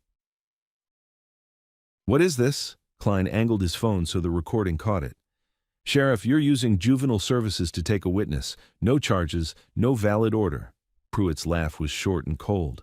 "He's a runaway. He belongs in intake." "He was released last night under sponsorship to avoid detention," Klein said. "Your paper is invalid." Pruitt's voice sharpened. "You want to argue paperwork while an outlaw club harbors a minor?" Dalton stepped closer to Klein's phone, still not touching the gate. "You want to argue harboring while a county truck tries to run the kid down in daylight?" A half beat of silence. Then Pruitt came back slower. "You saying that on record?" Dalton's eyes didn't move. "We have a plate and a witness." Klein slid the hook in, smooth and deliberate. "Sheriff, answer this. Is Deputy Inspector Marsh assigned to the White County Utility Truck Plate 73J942? Silence again. Longer this time. Noah watched the badgeman outside the gate stiffen, eyes flicking away, jaw tightening like he'd been named without being named. Pruitt's voice returned, clipped. "I don't answer to you." "You answer to the court," Klein said. "Back off." Marcy's patience snapped. "This is done," she hissed, turning to the deputies. "Open it." The taller deputy moved to the latch. Every rider in the yard shifted at once, ready but held. Dalton's palm lowered again, stilling them like he was pressing the air flat. Dalton turned slightly to the yard without taking his eyes off the gate. "Hands visible," he said, not loud. "Nobody touches that fence. Let them be the only ones acting crazy." Phones came up across the yard, dozens of small lenses aimed outward, quiet and steady. Outside, the badgeman edged half a step back when Klein said Marsh, angling his body as if he suddenly remembered he didn't like being filmed. The unmarked SUVs shifted too, one rolling forward to block the service road like it was trying to create a private pocket away from the news van. Klein thumbed a message while still recording, screen briefly reflecting on his glasses. Judge Herrera, county attempting forced entry, invalid order, media present. He hit send, then kept the phone steady like nothing had happened. If the county wanted to play paperwork games, he'd drag the court into the street with cameras rolling. The deputy yanked the latch. It didn't budge. He pulled harder. Nothing. Dalton's tone was almost bored. "It's locked," the deputy's eyes flashed. "Open it," Klein narrated quietly into his phone, calm as ice. "County attempting forced entry without warrant. Juvenile services present." The deputy walked back to the SUV. When he returned, he had bolt cutters. Noah's mouth went dry. The whole night folded over itself. Chains, locks, a kid on the wrong side of metal. The cutter jaws bit down on the chain. The deputy squeezed. Metal groaned, but the chain held. He tried again, face reddening, shoulders shaking. The chain didn't give. Dalton watched without expression. "That chain's rated for towing." The deputy ripped the cutters off and stepped closer to the fence, hands spread like he wanted to grab bars and shake the whole yard. "You think that stops us?" Klein didn't raise his voice. "It stops you from committing a felony on camera." A vehicle slowed at the intersection, a local news van. It hesitated, then turned onto the service road as if it had followed the smoke. A camera operator jumped out already filming. A reporter followed with a mic, eyes bright. Marcy's posture snapped into a public mask. "This is juvenile business," she called. "Step back." The reporter didn't.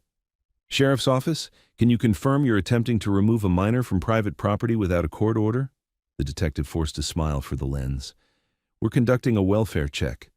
Dalton's voice carried through the fence, calm. "The welfare issue is the county trying to take a witness with invalid paperwork." The reporter's eyebrows lifted. "Witness to what?" Klein kept his phone up. He didn't answer the question. He let the camera get a clean shot of the paper pressed to the fence. No seal, no stamp. Then he lifted his screen toward the reporter as if to say, "You see it too." Noah stood still, forcing his shoulders down, forcing his breathing slow. He felt like the storm drain again, water rising, everyone staring, the world deciding what he was. A rider jogged from the trailer and shoved a phone into Klein's hand. Klein glanced at the screen. His face changed. Dalton saw it instantly. "What?" Klein swallowed once, then turned the phone toward Dalton and Noah. "Pawn shop across the street," he said quietly. "Owner lied. He had a backup feed. He just sent it." Grainy night footage filled the screen. Rain streaks, headlights, the storm drain curb. Then the white county truck rolled into frame with its lights off. Lightning flashed. For a split second, the driver's face lit up behind the windshield. Noah's blood went cold. It wasn't a stranger. It was the county badge man standing at the gate, staring straight in at them. Noah stared at the phone screen until his eyes burned. The grainy footage shook with rain and wind, but the lightning had done its job. One hard flash, one clean frame, a face behind glass, the same face now standing outside the gate in a county windbreaker, watching them like he still had the right to decide what happened next. The county badge man noticed the shift instantly, not because anyone spoke, because every camera in the yard tilted a few degrees toward him at the exact same time. Klein didn't move fast. He moved precise. He turned the screen outward so the gate camera caught it, then angled it toward the reporter without stepping closer to the fence. "Zoom," Klein said quietly to the camera operator. "Right there." The reporter leaned in, eyes narrowing. "Is that—" Klein cut in, calm and deadly. "That is the same man standing at the gate right now. County badge. The one trying to take a minor with invalid paperwork." Outside the fence, the badge man's smile vanished. The skin around his eyes tightened. His hand drifted toward his belt like a reflex. Dalton's voice stayed low behind Noah. "Don't react," he said. "Let him show everybody who he is." Marcy Led snapped too loud. "That footage proves nothing. It's dark. It's distorted." The reporter lifted her mic. "Sir, can you state your name and title for the record?" The badge man didn't answer. He stared through the chain link at Klein's phone like he wanted to burn it. Klein spoke into his own camera, narrating like a man laying track in front of a train. "We have video of a county vehicle at the storm drain last night with its lights off. We have a witness statement of that same vehicle attempting to run him down today. And we have this frame identifying the driver." The taller deputy outside the gate stepped closer, shoulders squaring. Turn that phone off. No, Klein said. Now, the deputy repeated. Klein didn't raise his voice. Put your hands on me or my property, and I'll have you on assault on camera. The deputy hesitated. He wasn't used to people saying no, not like this, not with lenses aimed at him from every angle. The badge man finally spoke, voice clipped. This is juvenile business. You're obstructing. The reporter pointed her mic at him again. Sir, name and title. He ignored her and looked straight at Dalton. You want to make this a circus? Dalton's expression didn't change. You brought the clowns. The badge man's eyes flicked to Noah, and it hit Noah in the gut. The look wasn't law enforcement. It wasn't concern. It was recognition. Like Noah wasn't a kid. Like Noah was a loose end. Noah's mouth went dry. He felt Cody shift behind him, small hands grabbing the back of Dalton's shirt. Klein took one step to the side so the reporter could see the screen more clearly. Judge Herrera has been notified, he said. Copies of this footage are being sent to multiple parties right now. The badge man's jaw tightened. No, they're not. Klein's thumb moved on the screen. Uploading. The badge man lunged, not at the fence, not at Dalton, straight toward the phone, reaching through the chain link like the metal wasn't there. His fingers snagged the edge of Klein's device. For half a second, it looked like he might actually pull it through. Klein held on. Hands off, he snapped for the first time. The badge man yanked harder, chain link rattling. The deputy stepped in, grabbing the fence to brace himself. Cameras caught everything, hands, faces, the badge man trying to take evidence like it was contraband. Dalton's palm lifted again. Nobody touches them, he warned his own people, voice calm but sharp. Noah saw riders tense, fists clenching, but they didn't move. They stayed disciplined, exactly like Dalton ordered. The county men, on the other hand, looked ready to grab and drag. The reporter's voice cut through. Sir, are you attempting to seize an attorney's phone without a warrant? The badge man's eyes flashed at her, then back to Klein. Give it to me. Klein twisted his wrist, keeping the phone out of reach. Say your name for the record, he shot back, or I'll say it. The badge man's nostrils flared. Klein said it anyway, loud enough for every microphone. Deputy Inspector Marsh, County Infrastructure Oversight. Marsh went rigid. A beat too late, he tried to recover. That's not, Klein interrupted. Your truck was at the drain. Your truck tried to hit my client, and now you're trying to take a witness into a van with fake paperwork. Marsh let go of the phone like it burned him. He took a step back from the fence, breathing hard through his nose, eyes scanning the yard as if looking for an exit that didn't exist. The deputy beside him barked, You're done recording. Klein didn't blink. Recording is the only reason none of you have already done something you can't walk back. Marcy Lead's face was red now, but her voice turned sugary for the cameras. This minor is in danger. He's being housed by a family you tried to criminalize at the hospital, Klein cut in, and he is a witness to attempted homicide by a county vehicle. You want to talk danger? Let's talk that. The reporter swung her mic toward Marcy. Ms. Lead, can you explain why Juvenile Services is here without a court-sealed pickup order? Marcy's mouth opened, closed. Her eyes flicked to Marsh like she expected him to fix it. Marsh's gaze stayed locked on Klein's phone. Klein's screen pinged, upload complete. He exhaled once, controlled. Then he raised the phone toward the gate camera and spoke clearly. Evidence preserved. Noah felt his knees go weak with relief he didn't trust, the kind that comes right before things get worse. A siren whooped once in the distance, not approaching fast, just enough to let everyone know more units were on the way. Marsh's head turned toward the sound, his lips pressed together like he just realized this wasn't staying local. Dalton shifted slightly, keeping his body between Noah and the fence without making it obvious. You okay? He asked Noah, low. Noah swallowed. That's the guy, he whispered.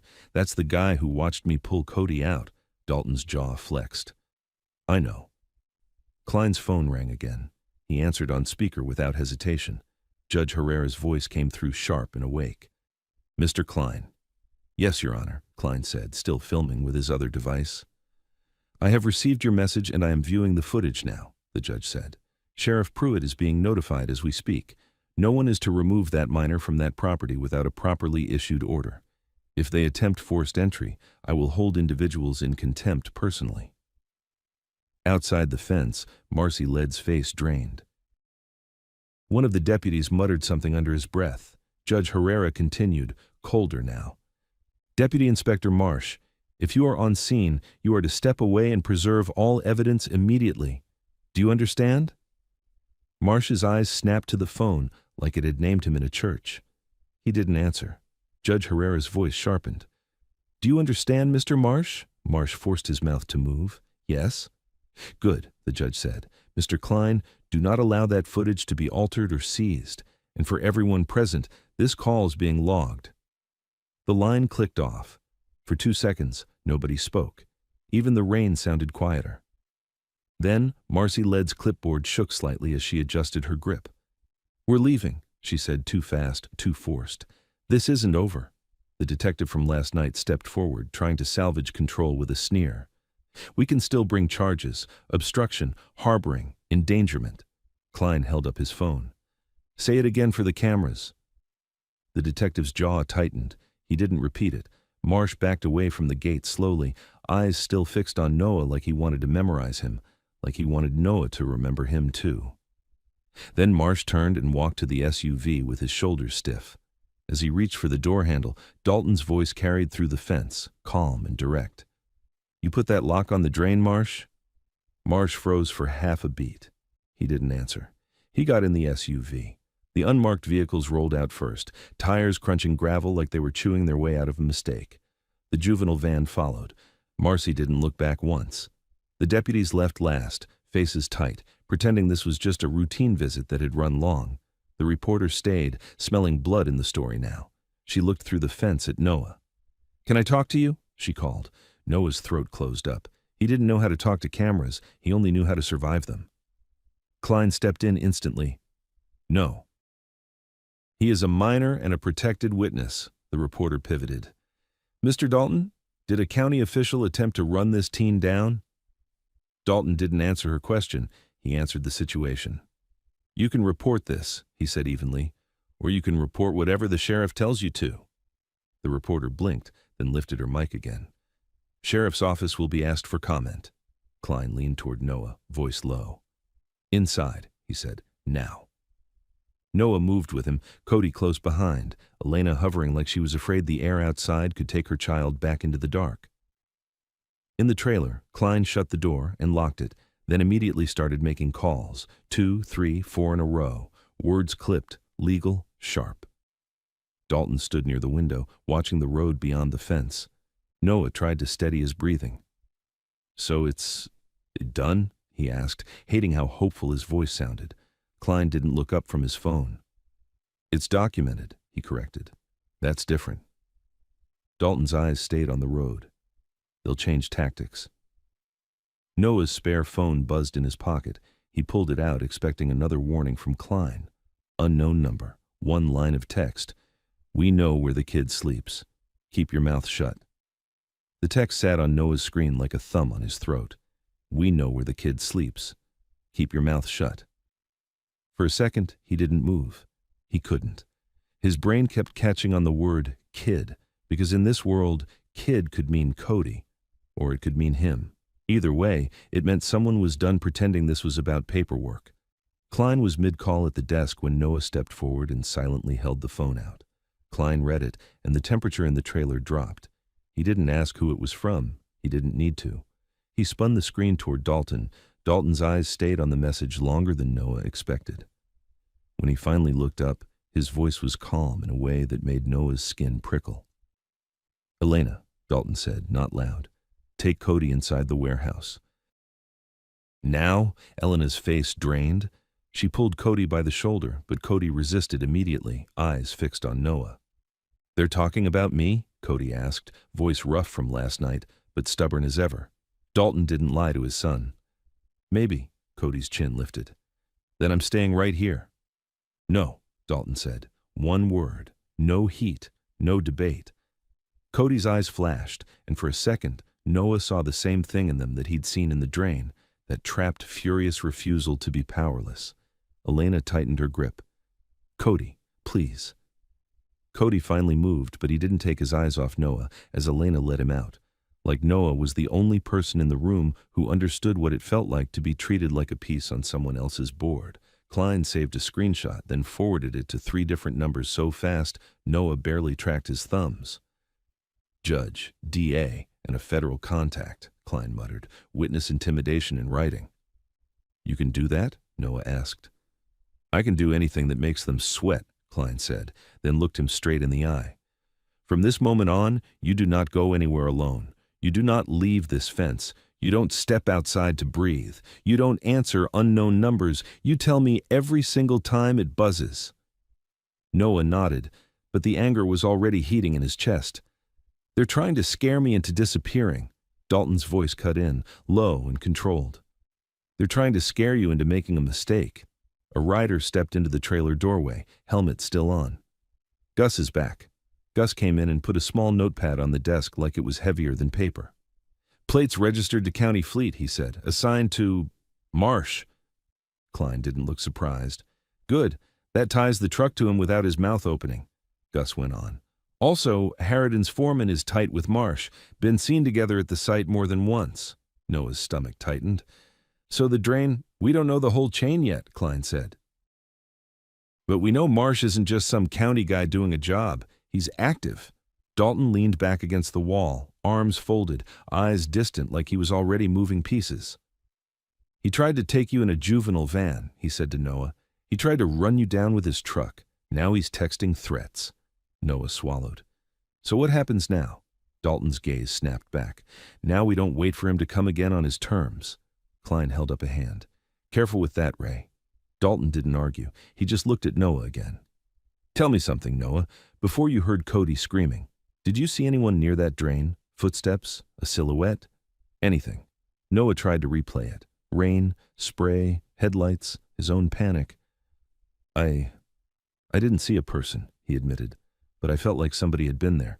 The chain was too clean, like it hadn't been sitting in weather, and there was that truck, waiting. Klein nodded once. He wasn't surprised. That's the part I can't get past. The warehouse door opened and Elena came in alone, eyes red. He's asking questions, she said, voice trembling. He keeps saying he wants to tell you something he didn't say last night. Dalton's jaw flexed. Bring him. A minute later, Cody walked in, shoulders tense, hoodie swallowed up to his chin. He looked smaller in daylight, like the storm had burned off the armor and left just a kid.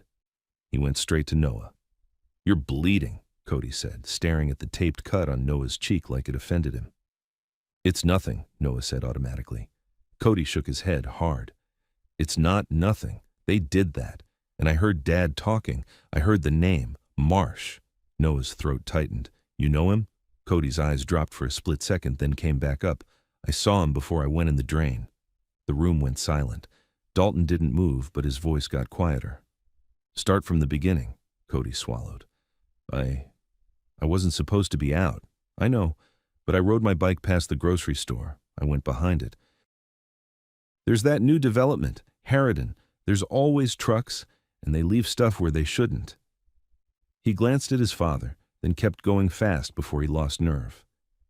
I saw men dumping something gray into a ditch, like wet concrete, but they were pouring it where water flows. Klein leaned forward. You're sure? Cody nodded.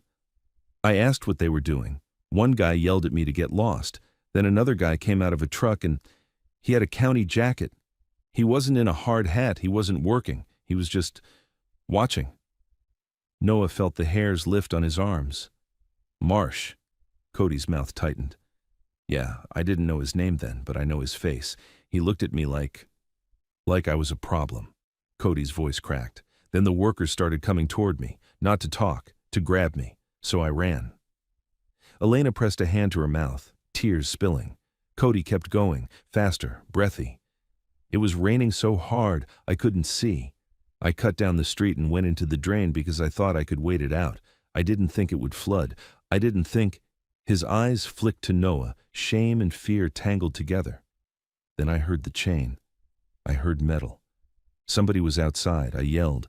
I heard someone laugh. Noah's stomach dropped. You heard a laugh. Cody nodded, miserable. Then the lock clicked, and the footsteps left. Dalton's face didn't change, but Noah saw his hands, His fists tighten and release once, like he was forcing control back into his body. Klein's voice was steady, but his eyes were hard. "This is motive," he said. "If Cody saw dumping and they're redirecting runoff and a storm hits, then someone locks a drain to force water elsewhere or trap a witness." Noah's mouth went dry. "They locked it to trap him." Cody looked at Noah, eyes glassy. "I thought I was going to die down there." Noah didn't know what to say. The only thing he had was truth. "You almost did." The trailer door opened again, another rider moving fast. "Klein," he said, "we got a problem." Klein stood. "What?" "Your office line got a call from the shelter. They found Noah's bag." The rider hesitated. "Sort of." Noah's pulse jumped. "Where?" "By the overpass," the rider said, "near the drain, like it was dropped there. Staff says it showed up out of nowhere." Dalton's eyes narrowed. "That's bait." Noah felt anger flare hot. "That's my stuff." Klein snapped his gaze to Noah, "And that's why it's bait." Noah stood up anyway. "So what, I just let them take everything and keep pushing me around?" Dalton's voice cut in, calm but final. "You don't go." Noah's jaw clenched. "You can't tell me." Dalton stepped closer, not threatening, just undeniable. "I can if it keeps you breathing." Cody suddenly stepped forward. "It's a trap," he said, voice tight. "It has to be." Noah looked at him and saw the fear under the stubbornness. Cody wasn't thinking about a backpack. He was thinking about chains. Klein exhaled once, then made a decision with his whole face. "We go," he said.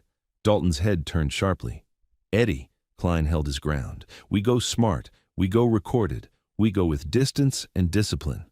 Because if Marsh is baiting him in public, he's either desperate or he thinks he's covered. Either way, he makes mistakes." Dalton stared at him for a long beat, then nodded once. "Fine." Klein pointed at Noah. "You do exactly what I say. If I say stop, you stop. If I say run, you run." Noah nodded, throat tight. He didn't trust it. He didn't trust any plan that involved going back. But the idea of his bag sitting out there like a trophy made something inside him refuse to stay quiet. Dalton turned to Elena. "You and Cody stay." Cody's eyes widened. "No, I'm going." Dalton's voice went harder. "No." Cody took a step forward anyway. "It's because of me. They locked it because I saw them." Dalton's eyes flashed. "And if you go back out there, they'll try again." "You're staying." Cody looked like he might explode. Then he swallowed it down with effort that made him shake. He glared at Noah like he was begging him not to do something stupid. Noah didn't promise anything. He just followed Klein out. They didn't roll in a convoy this time. No loud line of bikes. Klein and Noah went in the old sedan. Dalton followed 2 blocks back in the black pickup with only one bike shadowing far behind, just enough to watch, not enough to announce. By the time they reached the overpass, the light was falling. The street had that gray-blue dusk that made everything look like it was holding its breath. Klein parked half a block away. "Phone on record," he said to Noah. "Now." Noah hit record with a thumb that wouldn't stop trembling. They walked toward the curb together, slow, like any 2 people passing through. The storm drain sat in its usual place, innocent in daylight. And right beside it, half tucked behind the curb like someone had tried to make it look casual, was Noah's backpack. His chest tightened so hard it hurt. Klein grabbed Noah's sleeve. "Don't touch it yet." Noah stared. The duct tape on the strap, the frayed seam, the exact shape of his life. Then he saw something else. A thin chain, freshly coiled on the sidewalk, still wet as if it had been rinsed clean. Noah's throat went dry. "They're here," he whispered. Klein didn't answer. He just lifted his phone slightly, filming the chain, filming the bag, filming the drain. A vehicle door closed somewhere behind them, not close enough to see in the first second, close enough to hear. Klein's voice dropped to almost nothing. "Keep recording." Footsteps approached, measured, unhurried, like whoever was walking didn't care if Noah heard them coming. Noah turned his head just enough to look. Deputy Inspector Marsh stepped out from behind a parked SUV, county windbreaker on, face calm. 2 men flanked him in dark hoodies, contractor build, heavy hands, eyes that didn't blink much. Marsh smiled like this was a normal conversation on a normal sidewalk. "Evening, Noah," he said. Let's talk about what you think you saw. Noah felt his body go cold, and behind him, in the same instant, he heard the soft, unmistakable click of a gun being taken off safety. The click was soft, almost polite, but it cut through Noah's blood like an alarm. Klein didn't flinch. He didn't lower his phone. He angled it higher, catching Marsh's face, the two men beside him, and the drain curb with Noah's backpack sitting there like a staged confession. "Deputy Inspector Marsh," Klein said evenly, loud enough for the mic to grab it. "Confirm your name for the record." Marsh's smile stayed. "You're still playing lawyer." "No," Klein replied. "I'm playing witness. Big difference." Noah's throat tightened. His thumb hovered over the screen like he could press hard enough to make this not real. The red recording dot kept blinking, indifferent. Marsh took a slow step closer, hands relaxed at his sides. His body language was calm, which made it worse. People who were afraid of consequences moved fast. People who believed they were untouchable moved like this. "You did a good thing," Marsh said, voice almost warm. "Dragging the kid out. Real heroic. Town's gonna love that story." Noah didn't answer. Marsh's gaze shifted to the backpack. "But then you started telling stories about county trucks, about locks, about me." His eyes lifted back to Noah. "That's where your luck ends." Klein spoke into the camera, narrating like he was reading a police report. "We are being approached on a public sidewalk by Deputy Inspector Marsh and two unidentified men.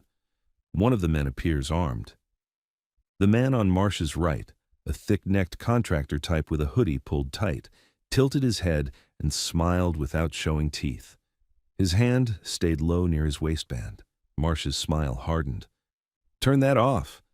"No," Klein said again, like the word was a door he could keep shut by sheer will. Marsh's eyes flicked once to Klein's phone. "You think video makes you safe?" "It makes you accountable," Klein corrected. Marsh exhaled through his nose. "Eddie, you're a smart guy. Don't die over a homeless runaway." Noah's stomach turned. Runaway. They kept saying it like it gave them permission. Klein didn't glance at Noah. He kept the lens on Marsh. "Threatening a minor witness is a felony." Marsh's expression didn't change. "Who's threatening? I'm talking. You're the one escalating." One of the men beside Marsh shifted his feet, positioning his body slightly between Marsh and the street, creating a pocket, a little wall, a little privacy in plain sight. Noah's pulse spiked. "Don't," he blurted, and hated how small his voice sounded. Marsh's eyes slid to him. "Don't what?" Noah forced himself to breathe. "Don't act like you didn't lock that drain." Marsh paused as if considering whether to laugh. Then he nodded once, slow. "You're convinced of that?" "I saw your truck," Noah said, voice shaking but louder now. "Lights off. I'm watching." Marsh's smile finally faded. "You saw a truck." Klein kept recording. "Marsh, why was your county vehicle at that drain in the storm with its lights off?" Marsh didn't answer the question. He stepped closer, stopping just outside arm's reach. "You want a deal, Noah?" Noah's mouth went dry. "What deal?" Marsh's eyes were flat. "You say you panicked. You say you broke the lock to help and made it worse.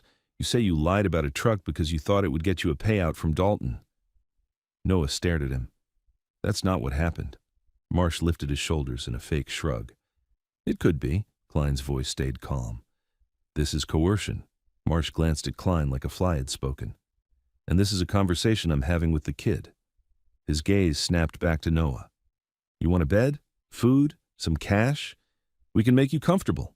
You walk away. You get helped." Noah's hands clenched so hard his nails bit his palms. "You mean you buy me?" Marsh's eyes cooled. "I mean I solve your problem. You don't have papers, you don't have a guardian, you don't have a life anyone will fight for." He nodded toward the backpack. "That's your whole world right there. I can take it, or I can give you more." Noah's chest tightened. He could hear Dalton's voice from earlier. "They'll change tactics." Marsh leaned slightly closer. "Or," he said softly, "I can make sure you never find another shelter bed in this county. I can make sure intake holds you until you age out. You'll disappear. Nobody will remember your name because you don't even have one on paper." Klein's voice sharpened by 1 degree. "Step back." Marsh's eyes flicked to Klein. "Or what?" Klein held his ground. "Or you're on camera threatening a minor." Marsh's lips pressed together. Then he nodded to the armed man. The man's hand came out, not fast, smooth. A compact handgun appeared like it had been there the whole time. He didn't point it at Marsh's enemies like a movie. He pointed it at the ground in front of Noah's shoes and tilted it upward just enough to make the message clear. Noah's breath vanished. Klein's voice stayed steady, but it was tight now. "Weapon displayed," he narrated. "Armed intimidation." Marsh watched Noah's face, studying him. "Now," Marsh said quietly, "you're going to hand Eddie the phone." Klein didn't move. Marsh's gaze shifted to Klein. "You're going to hand it over." Klein spoke in the same even tone, like he was still in a courtroom. "Touch me or my device, and you're committing robbery and obstruction on camera." The armed man's finger rested beside the trigger, not on it. That was the terrifying part. He wasn't jittery. He wasn't scared. He was controlled. Marsh smiled again, thin. "You think a camera matters when you're dead?" Noah's throat tightened so hard it hurt. His brain screamed to run, but his legs refused. He couldn't outrun a bullet. He couldn't outrun a county system. He couldn't outrun the fact that he had walked back here because a backpack mattered more than fear. Klein's phone pinged quietly. Some notification. Klein didn't look down, but Noah saw Marsh's eyes twitch toward it, hungry. Marsh's voice dropped. "Give it." Klein finally shifted, just a small movement. Noah thought he was handing the phone over. Instead, Klein raised his voice, clear and loud enough for anyone within 50 yards. "Help! Gun! Public sidewalk!" The words cracked the air. Marsh's face flashed with something real, surprise, then anger. The armed man's shoulders tensed. Then engines answered. Not a roar, a sudden presence, like thunder rolling in from behind the buildings. Noah's head snapped toward the street. A bike slid into view at the intersection, then another, then three more, moving fast but controlled, spreading out, cutting off lanes without weaving. Dalton's black pickup rolled in behind them, not speeding, just arriving like it had been there all along. Marsh's eyes flicked toward the bikes and then back to Noah, calculating. The armed man's gun rose a fraction, not aimed, just lifted in reflex. Klein didn't stop recording. He angled his phone to catch the bikes arriving, Dalton stepping out of the pickup, and Marsh's men tightening up. Dalton didn't charge. He walked steady, eyes locked on the gun. His hands were visible, open. "Put it away," Dalton said, quiet, not a shout, a fact. The armed man smirked. "Or what?"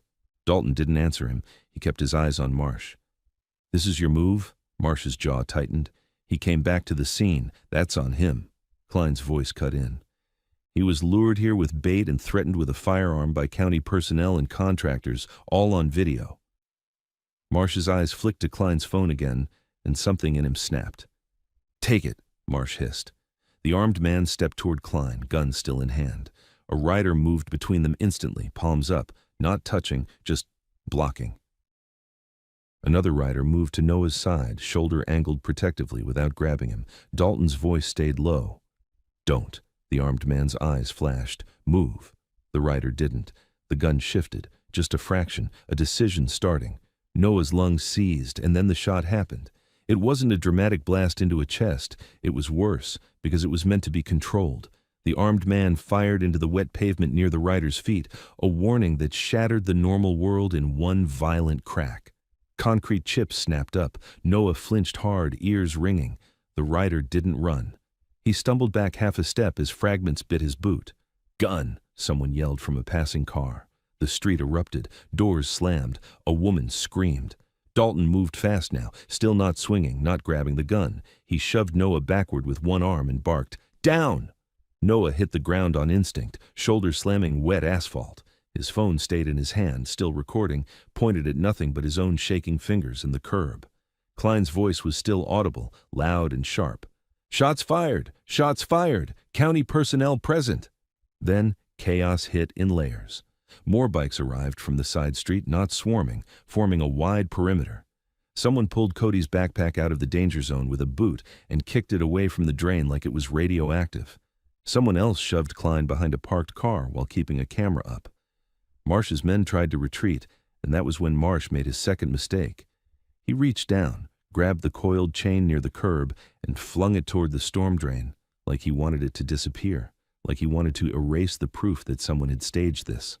Dalton saw it. "You touched that," Dalton said, voice like steel, "and you just confessed." Marsh froze mid-motion, chain hanging from his hand like a snake. Sirens wailed in the distance, growing closer fast. The armed man's eyes darted toward the sound. He grabbed Marsh's elbow. "We gotta go." Marsh's face was tight, furious, but he let the chain drop. It clattered loud on the sidewalk. He backed toward the SUV, eyes still on Noah. Then the armed man did something Noah would never forget. He turned his gun toward Noah, not fully aiming, not pointing straight at his face, but enough to make the threat personal. Then he smiled, and he slid into the SUV. Marsh climbed in after him. The vehicle peeled out, tires spraying water, cutting across the lane before the first patrol car rounded the corner. Two cruisers screeched up, officers spilled out with hands on weapons, eyes wide, trying to process a scene filled with bikers, a homeless teen on the ground, and shell smoke in the air. "Hands!" an officer shouted. "Hands where I can see them!" Dalton raised his hands, calm. Riders raised theirs too. Phones stayed up. Klein stepped out from behind the car, holding his phone high. "We have video," he shouted over the noise. "Shots fired by an armed contractor with a county official present. The suspects fled east in an unmarked SUV. Plate?" A cop cut him off. "Shut up and step back," Dalton's voice cut through. "Your people were here." The cop snapped his head toward Dalton. "Who the hell are you?" "You know," Dalton said. The cop's eyes flicked, recognition, fear. The balance shifted. Then another patrol unit arrived, and Sheriff Pruitt himself stepped out. Noah, still on the ground, lifted his head just enough to see Pruitt's face as he took in the scene.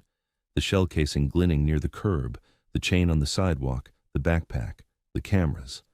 For the first time, Pruitt looked like a man who had not expected to walk into the truth. He forced his expression back into shape and pointed at Noah.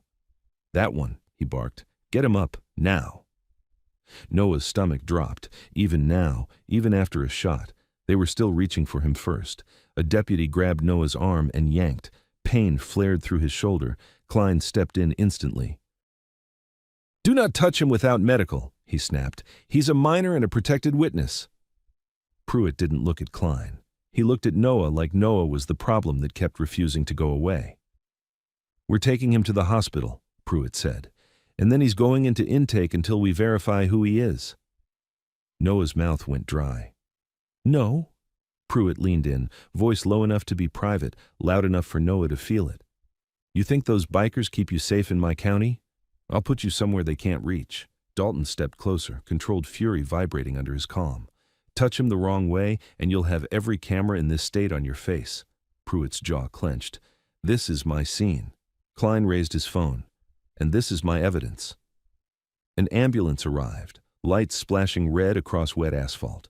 Paramedics pushed through, eyes sharp, hands quick. One of them knelt by Noah, checking his head, his shoulder, the small slice on his cheek that had reopened and started bleeding again. "You hit your head?" the paramedic asked. Noah shook his head, dizzy anyway. "No." "You sure?" the paramedic pressed.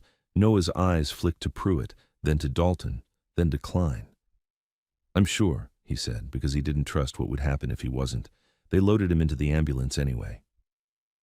As the doors closed, Noah caught one last look through the small window. Pruitt was talking to his deputies with his back turned to the cameras, posture tight. Klein stood a few feet away, filming, refusing to be pushed out. Dalton didn't move. He just watched like a guard dog that didn't bark. At the hospital, the world went bright and sterile again. Nurses moved fast. Questions came in rapid fire. A doctor checked Noah's shoulder, taped his cheek, shined a light in his eyes. "Do you have a guardian?" the nurse asked. Noah stared at the ceiling tiles. "No." The nurse's face softened, then tightened like it always did when paperwork entered the room. "Then, we need to contact juvenile services." Klein appeared at the curtain like he'd materialized out of rage. "Not without counsel present," he said. A hospital security guard hovered. A uniformed deputy lingered in the doorway, pretending he was there for safety. Noah lay on the bed listening to voices outside the curtain, Pruitt's low tone, Klein's sharp legal words, Dalton's calm threat of visibility. Then the doctor leaned in close and spoke quietly, like she didn't want the deputy to hear. "There are officers here asking when you're discharged," she said. "They say they're taking you straight to intake." Noah's stomach dropped. He turned his head and saw the deputy in the doorway shift his weight, hand resting casually near his cuffs, eyes fixed on Noah like the decision had already been made. The deputy in the doorway didn't have to say anything. His posture said it for him, waiting like a tow truck, waiting like Noah was property. Klein stood between the curtain and the uniform, phone already in his hand, voice steady but sharp. "He is not being transported to intake without a court order, not today, not after shots were fired at him on a public sidewalk." The deputy's eyes flicked to the doctor, then back to Noah, like he was measuring how much trouble it would be to ignore Klein. "Sheriff says, Sheriff isn't a judge," Klein snapped. Noah lay still, staring at the ceiling tiles, forcing his breathing to stay even. He'd learned how fast a room could turn, how quickly hospital could become handoff. The doctor cleared her throat. "He's not cleared for discharge yet," she said, and Noah heard the small emphasis. She was buying time. The deputy's jaw tightened. "Let us know when he is." Klein didn't blink. "We'll let the court know first." The deputy stepped back, radio crackling as he moved to the hall. The sound of his boots faded, but the pressure didn't. Noah knew he was still there, just out of sight, like a hook set in the wall. Dalton came in 10 minutes later. No loud entrance, no swagger. He carried Cody's little leather vest folded neatly in his hands like it was evidence, not clothing. His eyes went to Noah's taped cheek, then to Noah's bruised wrists, and his jaw flexed once. "They're staging intake," Dalton said quietly to Klein. Klein nodded. "I'm staging a judge." He didn't waste time. He stepped out into the hall, made 2 calls, then came back in already typing. His voice stayed calm, but his fingers moved fast. "Emergency protective order, witness intimidation, shots fired, county official present, juvenile, no guardian." He looked at Noah. "This is the part where the system tries to swallow you because you don't have paperwork. I'm not letting that happen." Noah swallowed. "They can still take me." "They can try," Klein said, "but trying on camera is different than trying in the dark." Outside, the hallway filled in small ways. An extra deputy, a hospital security guard, a nurse who kept hovering like she didn't want Noah left alone. Noah caught pieces of conversations through the curtain.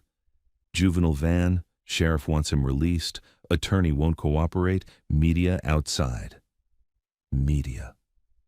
Noah turned his head slightly and saw it through the sliver in the curtain, bright lights reflecting off tile, a woman with a mic talking to someone off camera. He couldn't hear the words, but he could see the rhythm of it, the story growing teeth. Dalton's phone buzzed. He glanced at the screen and exhaled through his nose. "They're coming," he said. Noah's stomach dropped. "Who?" Dalton didn't answer with a name. He answered with sound. From outside the hospital, faint at first, then heavier. Engines. Not chaotic, not angry. Just a steady gathering hum, like thunder choosing a direction. The deputy in the hall noticed too. Noah heard the radio chatter jump up a notch. Someone said parking lot and someone else said keep it calm. Klein stepped to the curtain and pulled it back an inch to look. "Good," he murmured. Noah stared at him. "Good?" Klein's eyes didn't leave the hall. "It means they can't pretend you vanished."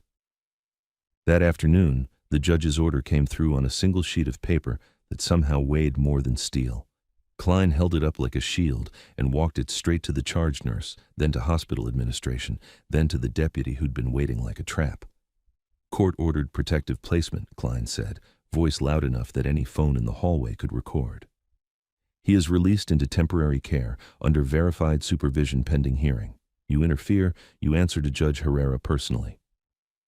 The deputy read it, mouth tight, then stepped back like the paper stung. Pruitt showed up an hour later, late enough to claim he just got notified, early enough to still try to control the outcome. He stood at the end of the hall with 2 deputies, eyes cutting toward the room. Noah watched him through the curtain gap, heart thudding. Pruitt didn't come in. He didn't want to be recorded saying the wrong thing. He just looked at Klein and nodded once, an ugly little acknowledgement. Klein walked back into Noah's room and lowered his voice. "Hearing is tomorrow morning." Noah's mouth went dry. "Court?" Klein nodded. "Fast-tracked.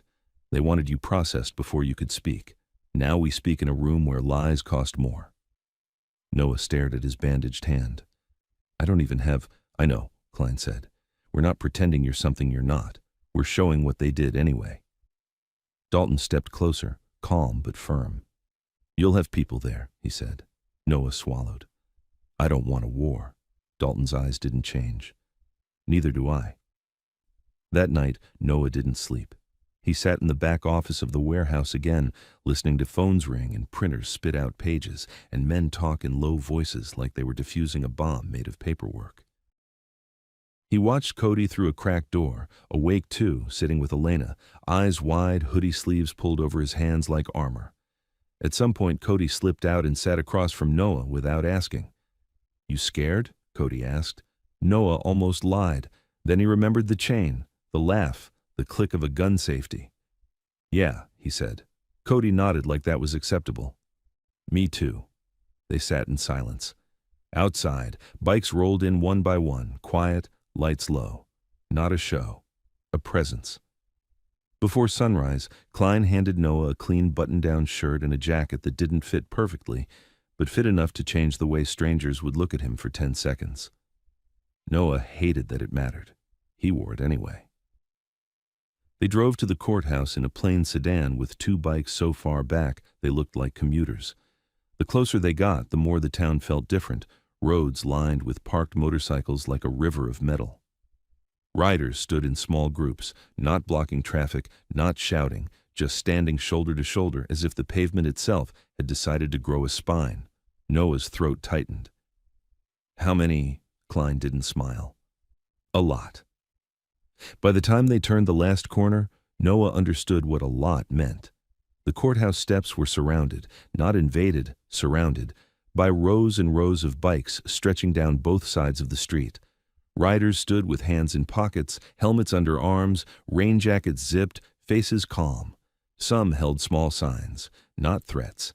Simple words, support the witness, let him speak, justice. A local church group had set up a folding table with coffee. A woman in a nurse's jacket handed out donuts, like this was a community event. Someone had a cardboard box labeled Legal Fund with bills already stuffed inside. Noah's chest hurt in a way that didn't feel like fear. It felt like something he didn't have a name for. Then he saw the number painted on a banner stretched between 2 lampposts. 900. Klein leaned in close as they stepped out. Look straight ahead, he murmured. Let them see you're real. Noah walked toward the steps with Klein beside him, Dalton behind them, and the sound of engines idling in the distance like a heartbeat. Cameras flashed. A reporter called out Noah's name like she'd owned it her whole life. Inside, the courthouse was suddenly too small for what was happening outside. Deputies lined the hallway, tense, eyes darting. A clerk whispered into a phone like she was trying to keep a lid on boiling water. They tried to separate Noah from Klein at the courtroom door. No minors beyond this point without guardian, Klein lifted the order. Court-appointed placement, he said, and I'm counsel. The deputy stepped aside. In the courtroom, Pruitt sat with the county attorney, jaw locked. He didn't look at Noah. He didn't want to acknowledge him as a person. Across the aisle, a man Noah hadn't seen before sat stiff-backed in a suit with a bruised face and a bandage on his hand.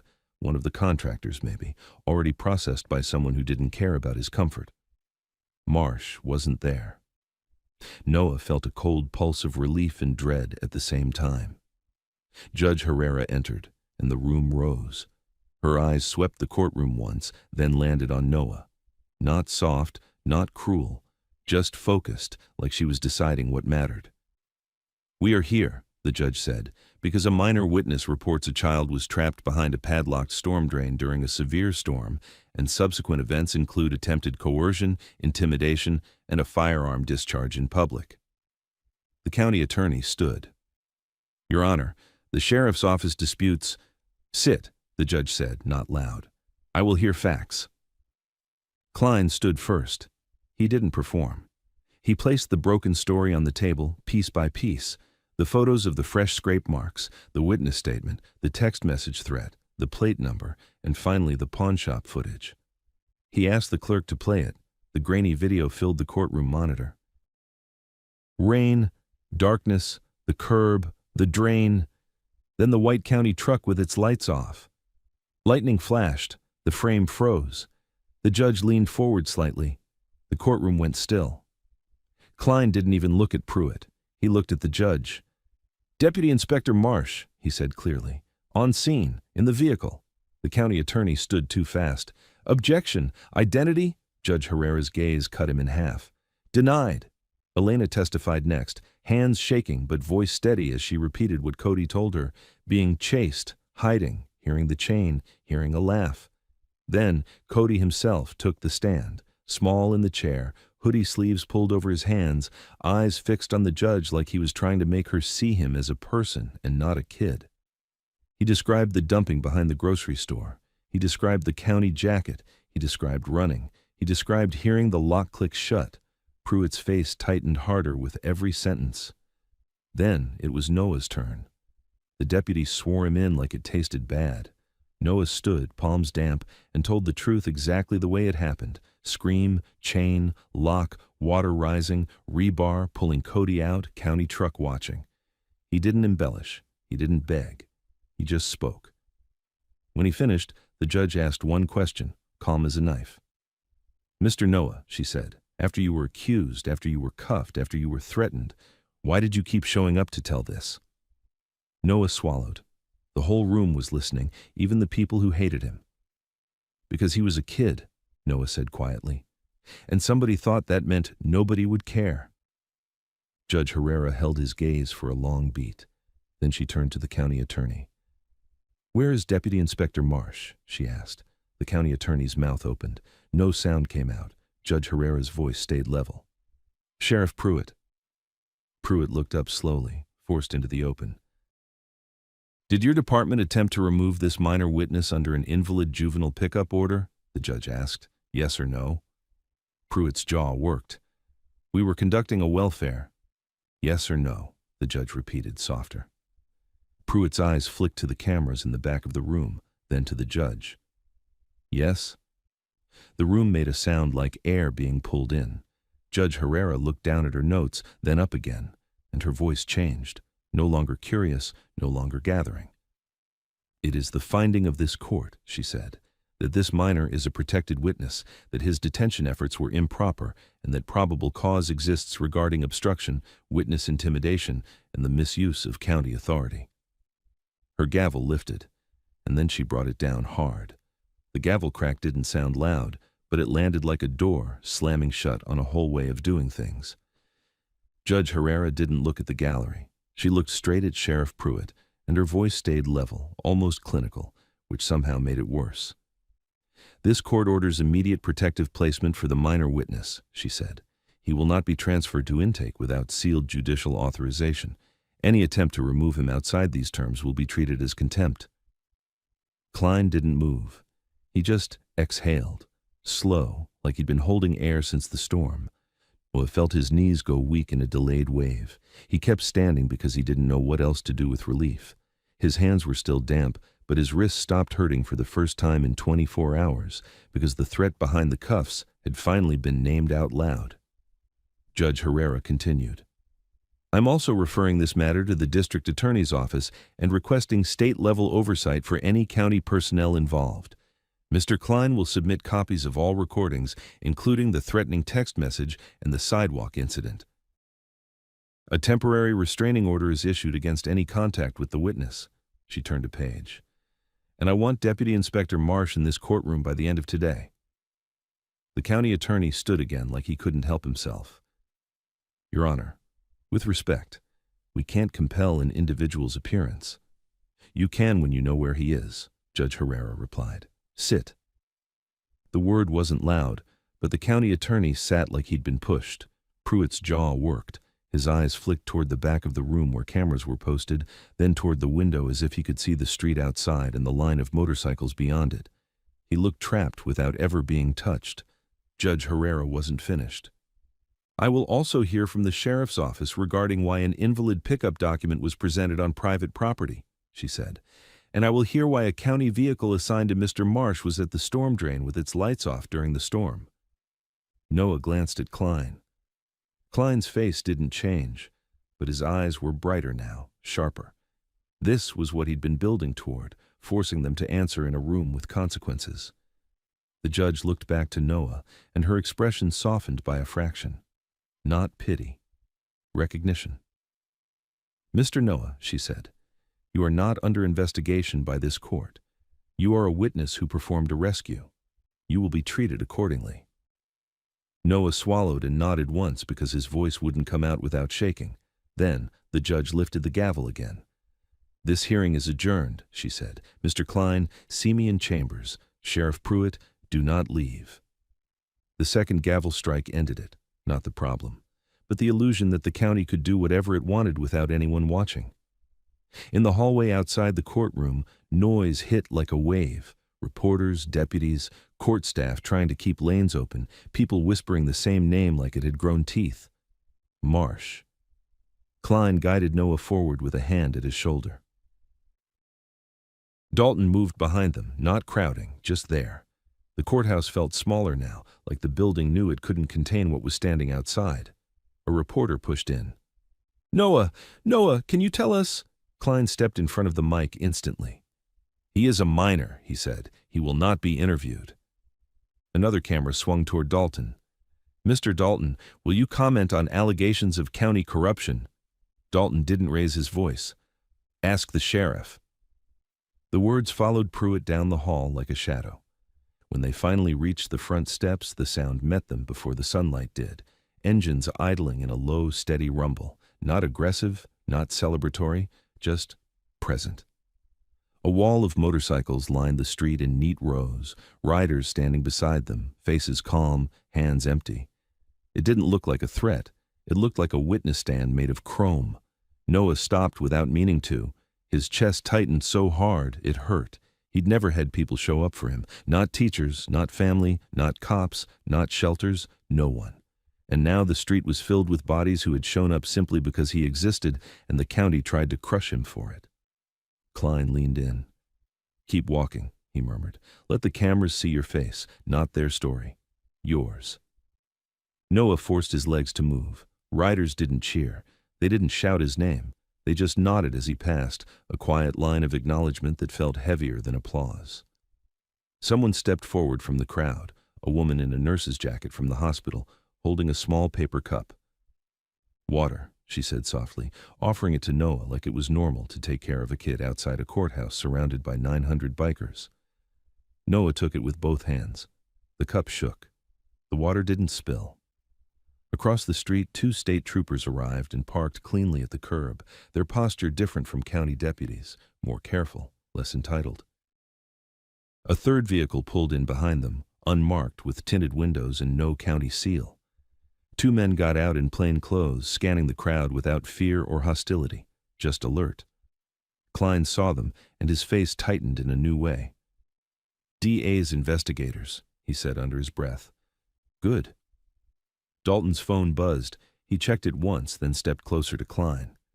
"Gus says Marsh's truck was seen heading north on the service road," Dalton murmured. "Fast." Klein's eyes sharpened. "He's running." Noah's stomach dropped again. "He can just leave." Klein looked at him. "Not if we make sure the right people hear it." He stepped away from the cameras, called someone, spoke low and quick. Names, plates, locations. Noah caught fragments. State, flight risk, tampering, public danger. Dalton watched the road beyond the bikes like he was listening to a different kind of weather. Then a rider weaved through the crowd toward Dalton, helmet under his arm, face wet with sweat that wasn't from the storm. "Ray," the rider said, voice tight. "Marsh is burning evidence." Dalton's jaw flexed once. "Where?" "Development site behind the grocery store," the rider said. "He's there with Harrod and guys. They're moving drums, pouring something into a trench like they're trying to bury it." Noah's pulse kicked. The dumping Cody described, the gray slurry, the water flow. Klein's eyes went hard. "He's not just running," he said. "He's erasing." Dalton didn't make a speech. He didn't rev an engine. He did something quieter that scared Noah more. He looked at the crowd of riders and lifted 2 fingers. The movement wasn't dramatic, but it rippled. A handful of riders nodded and peeled off immediately, not in a mob, not in a pack, like trained volunteers leaving a scene they didn't want to contaminate. They rode out clean, merging into traffic like ordinary commuters, disappearing the way the county wished Noah would. Klein held up a hand. "Nobody touches anything," he warned Dalton. "Witnesses only. Cameras. Call it in." Dalton met his gaze. "That's what they'll do." Noah's throat tightened. "You're going after him." Dalton didn't answer like it was a mission. He answered like it was a fact of gravity. "He tried to lock my kid in a drain." Klein touched Noah's shoulder again. "You're staying with me," he said. "You're not going near that site." Noah wanted to argue, wanted to be useful, wanted to prove he wasn't just a kid being carried through rooms by adults. But then he remembered the click of the gun safety, the warning shot, the way Marsh's eyes looked at him like a loose end. He nodded once. Within an hour, the story broke open in layers. A local station ran footage from the courthouse steps, Judge Herrera's ruling, the banner that read 900, the calm line of bikes, and Noah walking between Klein and Dalton with a paper cup of water in his hands like he was trying to learn what safety felt like. Then came the next wave, a state press release confirming an investigation into county conduct, then another, an environmental unit dispatched to the development site, then a third, quieter, uglier piece. Harridan Civil's project was being halted pending inspection. Noah didn't understand the machinery of it, only that the county's grip started slipping the moment cameras and paperwork met the same truth. Late that afternoon, Klein's phone rang and he answered on speaker with Noah sitting beside him in the trailer office. Cody asleep on a couch in the warehouse with Elena's hand resting on his shoulder like she couldn't risk letting go. A woman's voice spoke fast, official. "Mr. Klein, state investigators are on scene. We have probable cause for evidence tampering and witness intimidation." Klein's eyes flicked to Noah. "And Marsh?" A pause, a breath. "Marsh attempted to leave the site," the voice said. "He was stopped at a roadblock. He's in custody." Noah's lungs emptied all at once, like his body finally realized it could. Elena covered her mouth, shoulders shaking. Dalton didn't react outwardly. He just closed his eyes for half a second, brief, private, and when he opened them, the anger in his face was still there, but it had somewhere to go now. Cody sat up, half asleep, blinking. "Is it over?" he mumbled. Dalton crossed the room and sat on the edge of the couch. "It's not over," he said gently. "But you're safe." Cody's eyes found Noah. "You're safe too?" Noah hesitated because he didn't know if safe was something you could say out loud without the universe punishing you for it. Klein answered for him. "He will be." That evening, as the warehouse yard filled with quiet movement, riders coming and going, lawyers and investigators passing through, phones ringing, something else happened that Noah didn't expect. People started treating his future like it mattered, not in speeches, in paperwork. Klein sat with Noah and went through forms like they were weapons. Emergency ID process, social services liaison who didn't report to the sheriff, medical records, a school outreach contact, a caseworker from the state who spoke to Noah like he was a person, not a file. Dalton didn't hover. He didn't buy Noah a car or toss him a stack of cash like a movie. He made calls. He arranged a place Noah could sleep where doors locked for him, not against him.